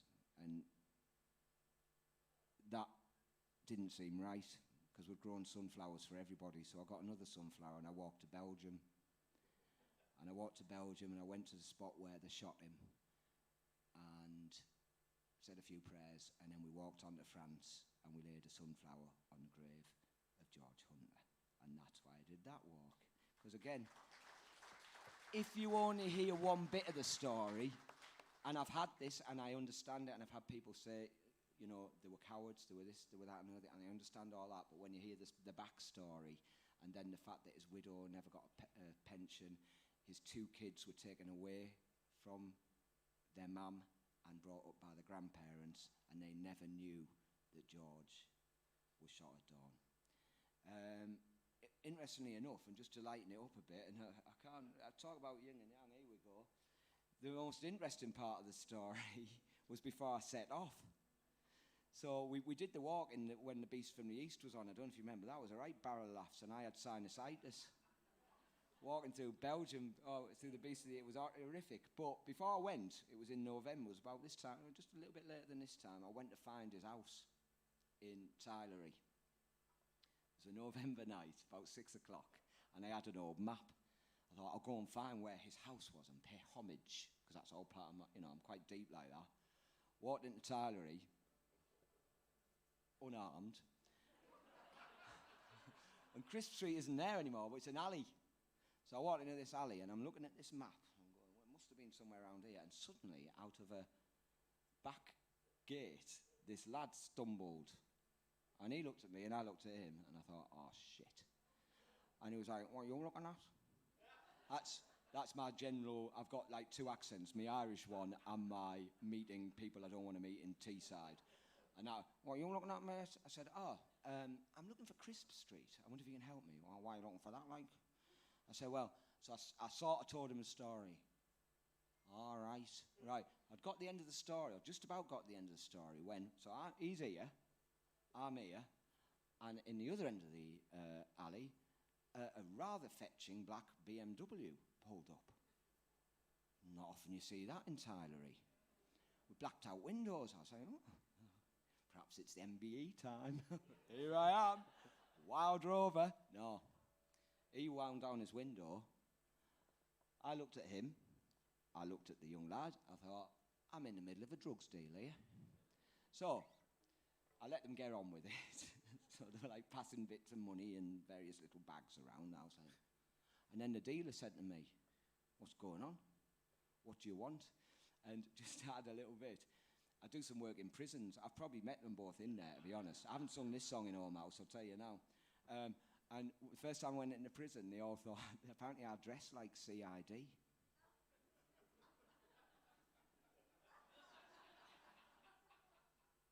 So I dress like CID, that's important because it comes up in the song. Anyway, I explained the story to them both. I said, well, this is what happened, and then they shot poor George, who was only a young lad, early 20s. And the dealer, like, because he'd finished his deal at this point, just shook his head and went, some evil bastards in the world. I was like, and off he went. And then I was left with the lad with his little bag. And I was like, and he went, oh man, so this George Hunter that they shot in the head? I said, yes. Does he still live round here? It's just like some sort of BBC historical thing. So I wrote a song about it. It's called Evil Bastards. If there's kids watching at home, you should be in bed now, so go off. Right. It's got a little bit of swearing in it, but it's true to life. The things I do.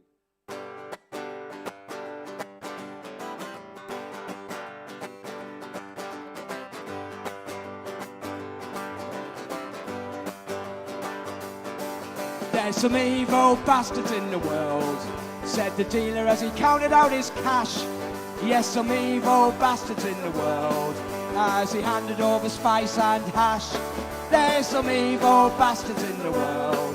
When the dealer near completion, I looked at him, he looked at me, shitting myself entirely. Some evil bastards in the world. Some evil bastards in the world. I know you want to sing along, but you're not allowed. It was on one cold November night when I went to find the house of George Hunter. Walked into Tylery, the first street on the right, and I stood there looking at me map. When out the garden stumbled a young lad, quite clearly under influence of medication. He said words along the lines of, what you looking at, you twat? I said, I'm seeking historical information. There's some evil bastards in the world, said the dealer as he counted out his cash. There's some evil bastards in the world, as he handed over spice and hash. There's some evil bastards in the world. When the deal had neared completion, I looked at him, he looked at me, shitting myself entirely. Real evil bastards in the world. Yes, some evil bastards in the world. Just then another gentleman appeared in a car without exhaust and thumping bass, and I realised I probably should leave as a deal began to happen in this place. So the young lad handed over cash, and the driver gave him half an ounce of grass. I looked at him, he looked at me, asked if I was CID, or did I want to buy some skunk for me lass? Wrote this. There's some evil bastards in the world, said the dealer as he counted out the cash. Yes, some evil bastards in the world, as he handed over spice and hash. There's some evil bastards in the world. When the deal neared completion, I looked at him, he looked at me, shit myself entirely. Some evil bastards in the world. Yes, some evil bastards in the world. So I started to explain about my quest, that I was seeking out the house of George Hunter, how he'd gone away to warn of the horrors that he'd saw, how he'd run away cause he could take no more. As I told him how I shot the soldier dead, the dealer licked the Rizzler he'd unfurled. He said, do you want to smoke, perhaps some coke? You seem a decent bloke, but there's some evil bastards in the world. Some evil bastards in the world. And that was how the evening did end.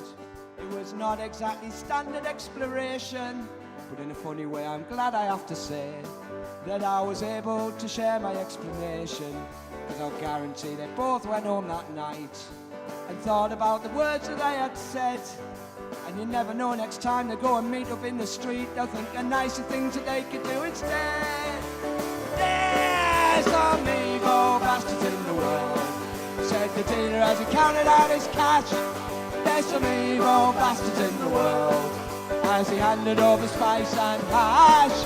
There's some evil bastards in the world. When the deal neared completion, I looked at him, he looked at me, shitting myself entirely. Some evil bastards in the world. Some evil bastards in the world. Some evil bastards in the world. Some evil bastards in the world.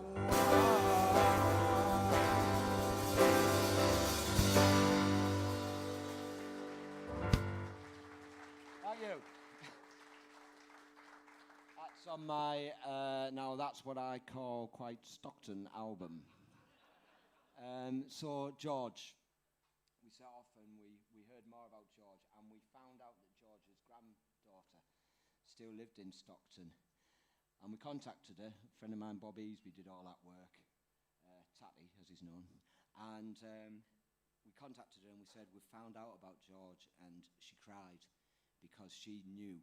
She'd found out, she'd gone to the library and done some research and found out about her granddad, George. And she said she thought she would be the only one who'd ever know about him, but now everyone knows about him.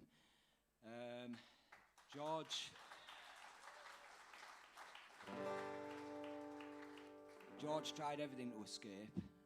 Christmas Eve 2015, he was so desperate, he did what was a common trick, and he put his hand above the trench and it was shot off. So there he was, surrounded by his friends, dying, being killed. Couldn't remember from one day to the next what was going on. So he did run away, and he found his wife. He messaged his wife Eleanor, and they met in Easing Wold, which is where I set off from, and his 2 kids. But then he was dragged away and put to death. I am 362 miles from home. I am scared, I am lost, I am alone. I've a wife and 2 children, and a life I want to lead. I am George R.W. Hunter, forgotten one. I only signed up a reservist, 'cause they said it'll come tonight. It'll all be done by Christmas Day, so unlikely they will send you out. But in August 1915, they were losing men like flies, so they sent me off to Belgium with the DLI. Then I was 362 miles from home. I was scared, I was lost and alone. I've a wife and 2 children, and a life I want to lead. I am George R.W. Hunter, the frightened one.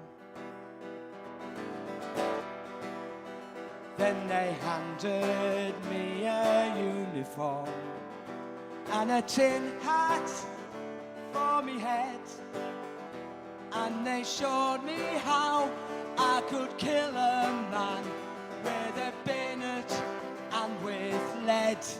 And then they put me in a trench with blood and water to me waist. But they never ever told me of the slaughter I would have to face, 'cause I am 362 miles from home. I am scared, I am lost, I am alone. I've a wife and 2 children, and a life I want to lead. I am George George R.W. Hunter, the haunted one. On the first day we lost 50. On the next 500 more. And I heard the sounds of screaming boys as they lay dying on the floor. And I smelled the stench of burning men, could taste their blood within the air. I raised my hand for help, as I was always taught, and saw my hand no longer there. They patched me up best they could, gave me little for the pain, said keep it dry, but that is hard with no protection from the rain. I couldn't sleep, the blood was seeping and my mind began to burst. I made a choice, I'd end it all, but say goodbye to my family first. And so I ran 331 miles or more, through canals and through battlefields of war. And I found a way to message my beloved Eleanor. And at Easing Wold she met me with the children I adore. But military police were waiting too. They wouldn't let me kiss my darling one last time. And I cried farewell, I love you, as they dragged me in a cart and tied me up. And then they placed a piece of cloth against my heart. July the 2nd, 1960. That is the last day for me. They led me out at dawn in blindfold and tied me to a tree. I only signed up a reservist. They said it'll come tonight. The last words I heard was coward, then fire, then shout. And I am 362 miles from home. I am dying in the yard all alone. I leave my wife and 2 children who won't remember me. But I was George R.W. Hunter. My name was George R.W. Hunter. Remember George R.W. Hunter, the haunted one.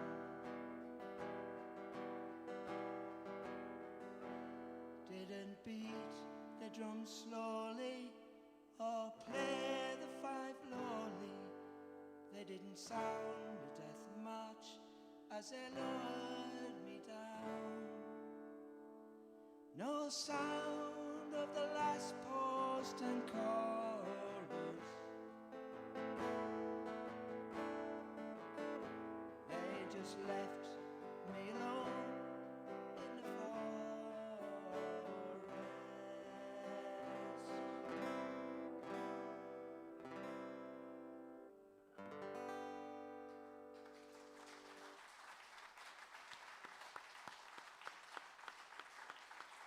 I did this booking in Hong Kong, and I did 2 or 3, and one of the worst booking I ever had in my life, right?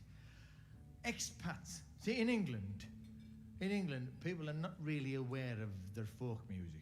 The Irish and the Scots are, but the English aren't.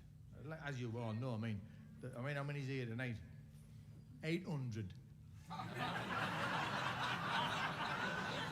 And how many of you, how many you'd probably have to sneak away to get in it? You didn't dare tell anybody you were going to a folk club. How many of you how many of you said you were nipping out for a video?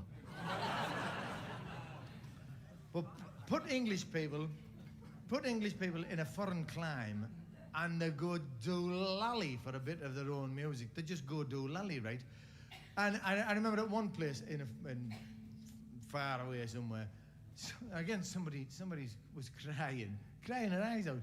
And it wasn't the sentiments of the song. I actually heard the woman go, "I've been to Middlesbrough."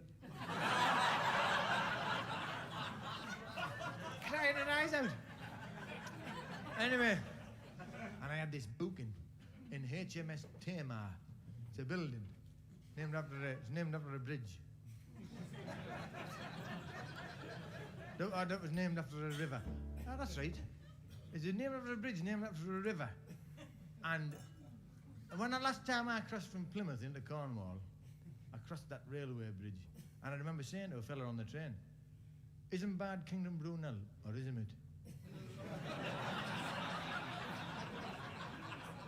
That question has never been answered to my knowledge.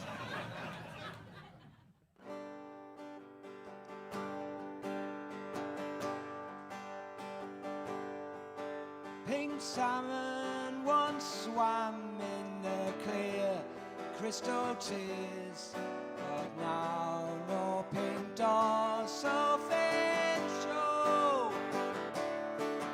Though the powers of man brought the rain to its knees, on Tees banks the flowers still grow. On Tees banks the flowers still grow. The North Riding has been my home since I was born. Summers I've seen 23, and the green hills of Cleveland in all of those years have been the hills nearest to me. Have been the hills nearest to me. All the views that I cherish, those star purple moors, as strange as I could now but please, and the contrast in beauty is free to behold, where those hills meet the valley of Tees. Those hills meet the valley of Tees. Though the world has its wonders and beauty of sights, with my North Country none can compare. Our sky is filled with effluence, the sun still shines through, and the beauty of Fondin is there. The beauty of Fondin is there. I am singing this song with a spring in my heart, for the daffodils now can be seen, and the salmon will thrive in the Tees once again, when black buds have burst into green. When black buds have burst into green. When black buds have burst into green.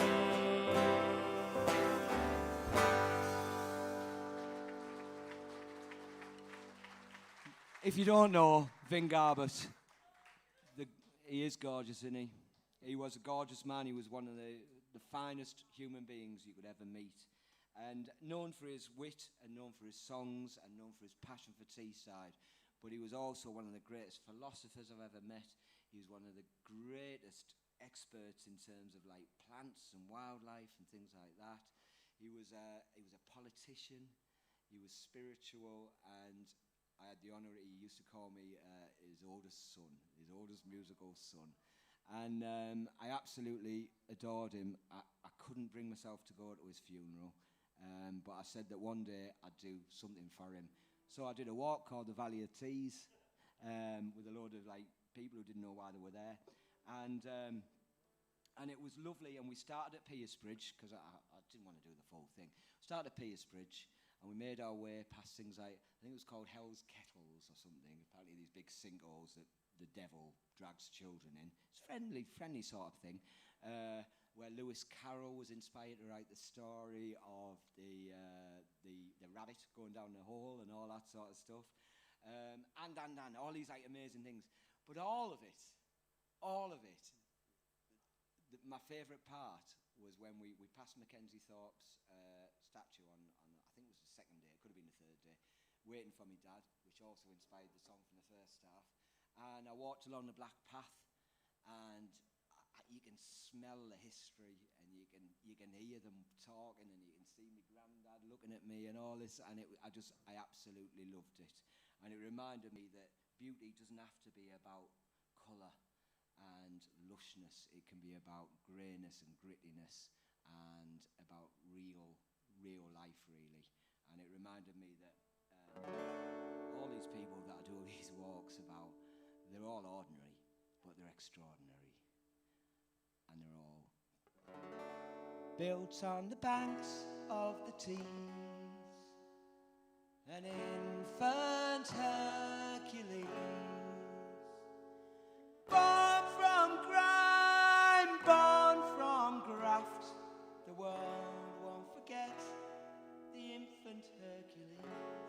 The world won't forget we are the infant Hercules. I'm an ordinary man, nothing special, nothing grand. I had to work for everything I own. I never asked for a lot, I was happy with what I got. It was enough to keep me family and my home. Now they say the times are hard, and they've handed me cards, and they say there's not the work to go around. But when that whistle blows, the gates will finally close. Tonight they're gonna shut our factory down, then they'll tear it down. They'll tear it down. I never missed a day or went on strike for better pay. For 20 years I served them best I could. With a handshake and a check, it seems so easy to forget. Loyalty through the bad times and the good. The owner says he's sad to see that things have got so bad, but the captains of industry won't let him lose. He still drives a car and still smokes his cigar, and he still takes his family on a cruise. He'll never lose. He'll never lose. Now it seems to me such a cruel irony that he's richer now than he ever was before. And now my cheque is spent and I can't afford me rent. It's one law for the rich, one for the poor. Every day I've tried, salvaging me pride, to find some work so I might pay my way. Oh, but everywhere I go, the answer's always no. There's no work for anyone here today. No work today. No work today. But we were built on the banks of the Tees, where an infant Hercules. We were born from grime, born from graft. The world won't forget the infant Hercules. The world won't forget infant Hercules. And so condemned I stand, just an ordinary man, like thousands beside me in the queue. I watch me darling wife trying to make the best of life. God knows what my kids are gonna do. Now that we are faced with this human waste, a generation cast aside. For as long as I live, I never will forgive. You've stripped me of my dignity and pride. You've stripped me back. You've stripped me back. You've stripped me back. You've stripped me back. But we were built on the banks of the Tee. We are an infant Hercules. Born from grime, we are born from graft. The world won't forget we're the infant Hercules. The world won't forget we're the infant Hercules. The world won't forget the infant Hercules.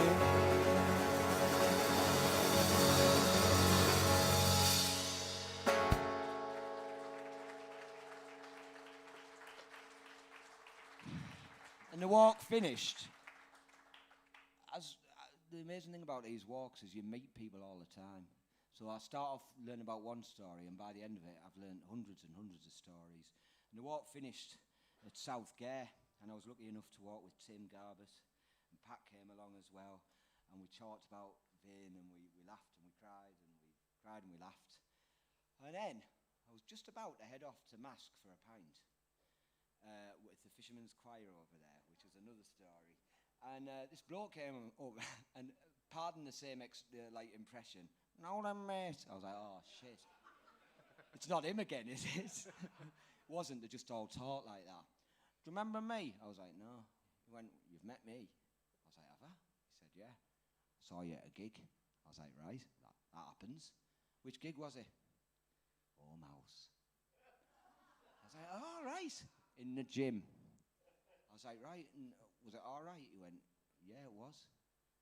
I said, "Why?" He said, "Because," he said, "I've been in and out of prison all my life." He's probably, I don't know, he was probably mid-40s, maybe early 30s, a bit like me. But he was, no, he was late 40s. He said, "I've just been in and out and in and out." He said, "Because there's this circle that keeps going on." He said, "As soon as I get let out, I don't know what to do, so I fall in with the same crowd again." He said, "Only little things, you know, like mugging." And I was like, "Oh, okay." And he said, "And then you came and you sang your songs and you told us how you'd walked from Ireland and how you'd recovered and what you do and all that." And he said, "I went back and I thought, right, I'm going to try." And he said, "This is my wife." I was like, "Oh, hello." He said, "I met a girl. I came out. I met a girl. I got a job. I work at Nissan." He said, "I got a car, and now I've got a house in Dormanstown." And I was like, "Oh." And I always say to my girls and the people I work with in schools and that, you never quite know when something you say is gonna get in there. Because sometimes working in the prison, you're just thinking, what on earth am I gonna have any effect here? And I met him, and I wrote a song about him.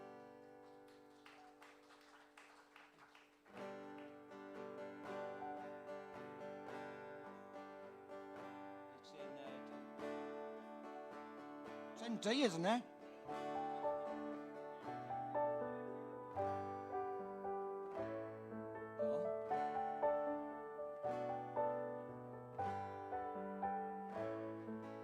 I met a man down on Redcar seashore. He said, "Do you remember? You've met me before. But I was just a number and you won't know my name. You sang of your footsteps, said they were all the same. I returned to my dwelling, house block number 2. Thought of your words and things that you do.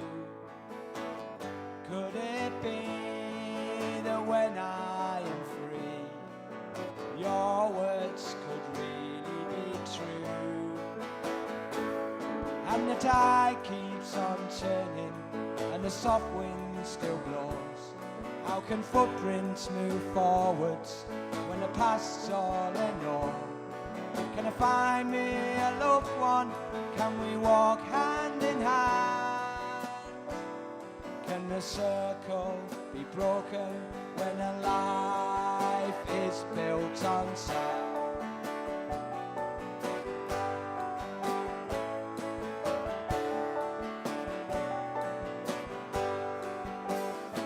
He said I was a waster and was worth less than nought. I'd head back to prison soon as they'd let me out. I've a list of offences and an empty CV, and no one saw past me, they never saw me. And the tide keeps on turning, and the soft wind still blows.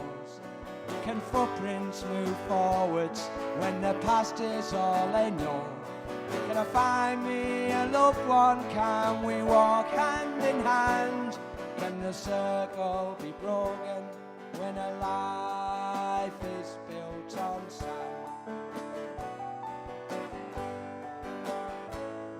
So me and this fella, we walked for a while, and he told me how his life now made him smile. He'd a job and a girl and a new way to live. He said, instead of taking, he'd started to give. Hadn't realised that life could be so good, he said. Thought that home was called home house, and I bought one instead. When I looked at the sand at my steps of the past, they'd washed away in the tide. A new start at last. As we parted and shook hands, he said, by the way, you keep walking and talking, and my name, if I may, is Patrick from Dormanstown, that's where I'll stay. Thanks for believing and showing a way that the tide keeps on turning, and the soft wind still blows. Footprints point forwards once they let the past go. I found me a loved one, now we walk hand in hand. The circle is broken, my life's not built on sand. Not built on sand. Not built on sand.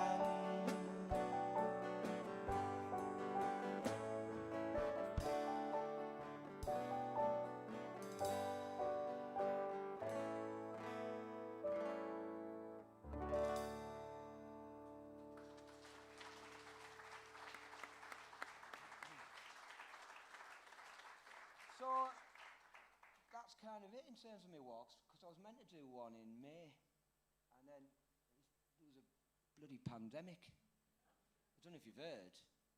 There was a pandemic, and it was probably going to be one of the most important walks that I did, because it was about the most amount of people, and it was all about what's still the UK's worst coach accidents.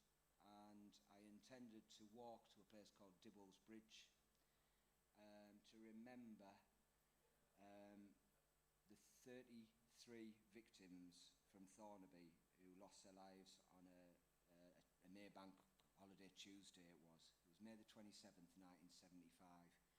And so I thought, right, I'll lay some flowers. I like laying flowers. And it didn't seem as far as Belgium. So I thought I'll go from Lanehouse Road and I'll make my way. But then gradually, all the lockdowns, I couldn't do it. But I was determined, because I'm like that. So on May the 27th, me and my trusty Ian McCallan, who can't be here, but God bless him, we walked along from Pateley Bridge to Dibbles Bridge with this bunch of flowers, 33 white roses, because they were the Yorkshire people, the Thornaby victims. people stopped us and were going, "Are you looking for a wedding?" I had my guitar.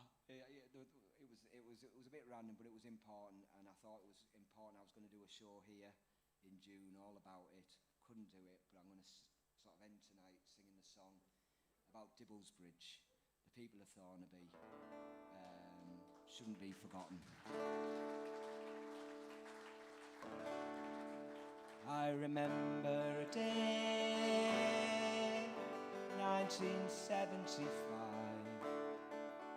was our day to go out, to go for a drive. 47 of us on a bus to the Dales, 46 women, only one man.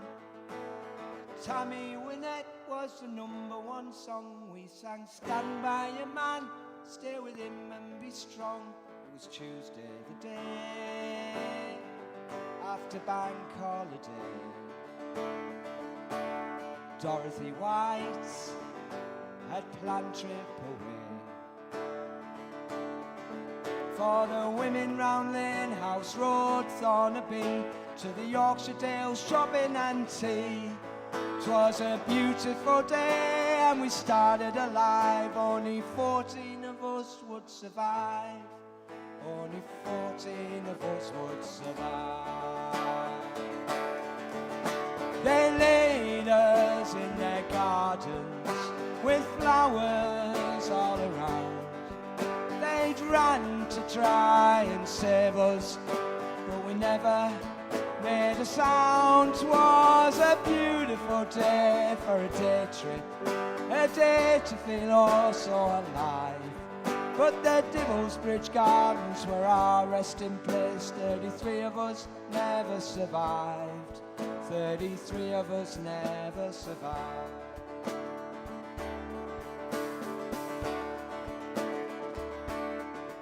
Roger Marriott drove, but he was not to blame. He did what he could when disaster came.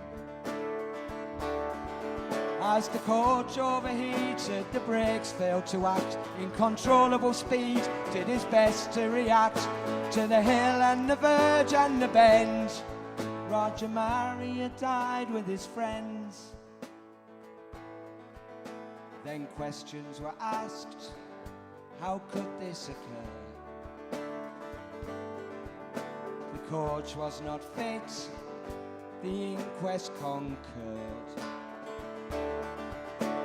Riley's found guilty, fined £75, just a couple of quid for each body they found. 32 women and 1 man were lost. 75 quid is all that it cost. Then they laid us in their gardens with flowers all around. They ran to try and save us. We never made another sound. 'Twas a beautiful day for a day trip, a day to feel oh so alive. But the Dibbles Bridge Gardens were our resting place. 33 of us never survived.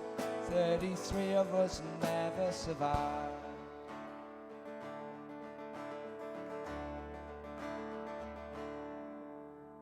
They laid us in their gardens with flowers all around. They ran and tried to save us, but they couldn't hear a sound. Was a beautiful day for a day trip, a day to feel oh so alive. But the Dibbles Bridge Gardens were our resting place. 33 of us never survived. Back in 1975.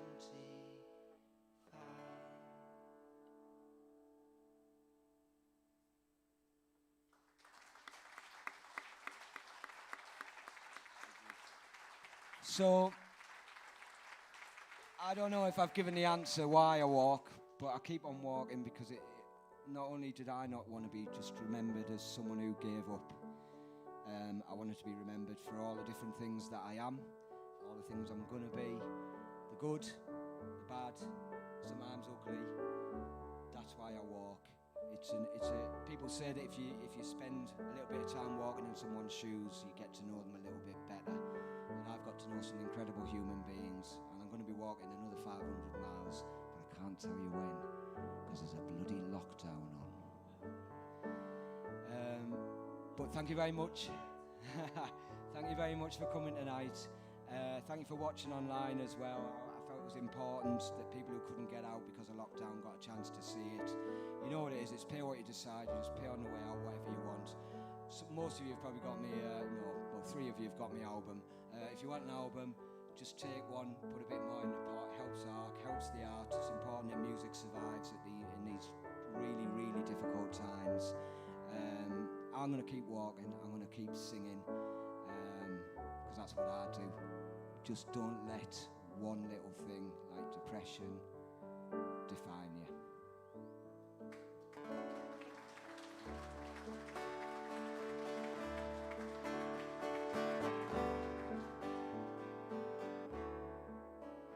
When I wake up, you know I'm gonna be the man who wakes up next to you. When I go out, you know I'm gonna be the man who walks along with you.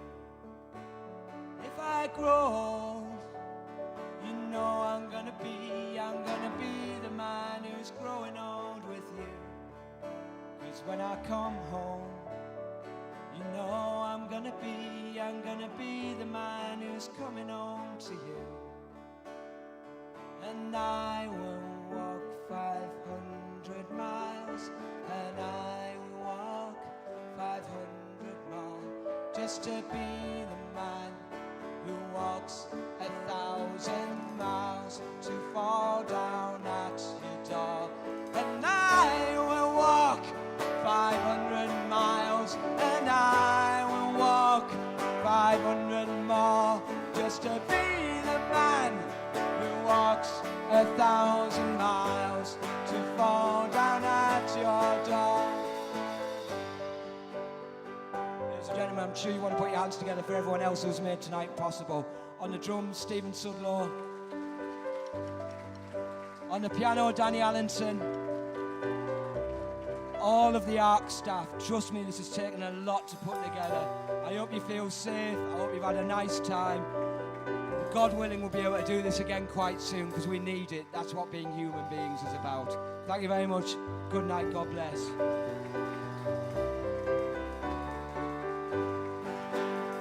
And I will walk 500 miles, and I will walk 500 more, just to be the man who walks 1,000 miles to fall down at your door. And I will walk 500 miles, and I will walk 500 more, just to be the man who walks 1,000 miles to fall down at your door. And Kevin and Dad and Grandad Jimmy is because I am going any which way the wind may be blowing. I am going where streams of whiskey are flowing. Yes, I am going any which way the wind may be blowing.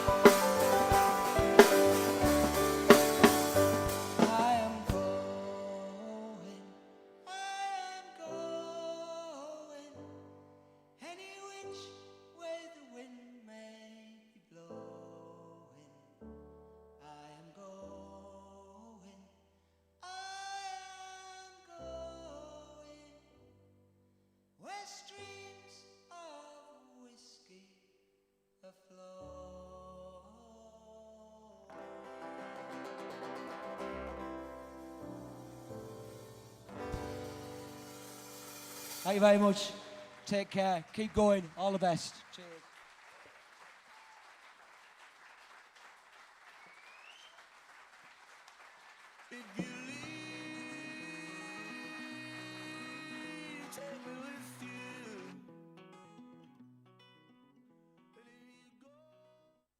Proudly with cornet in hand, my brother and me in strict harmony.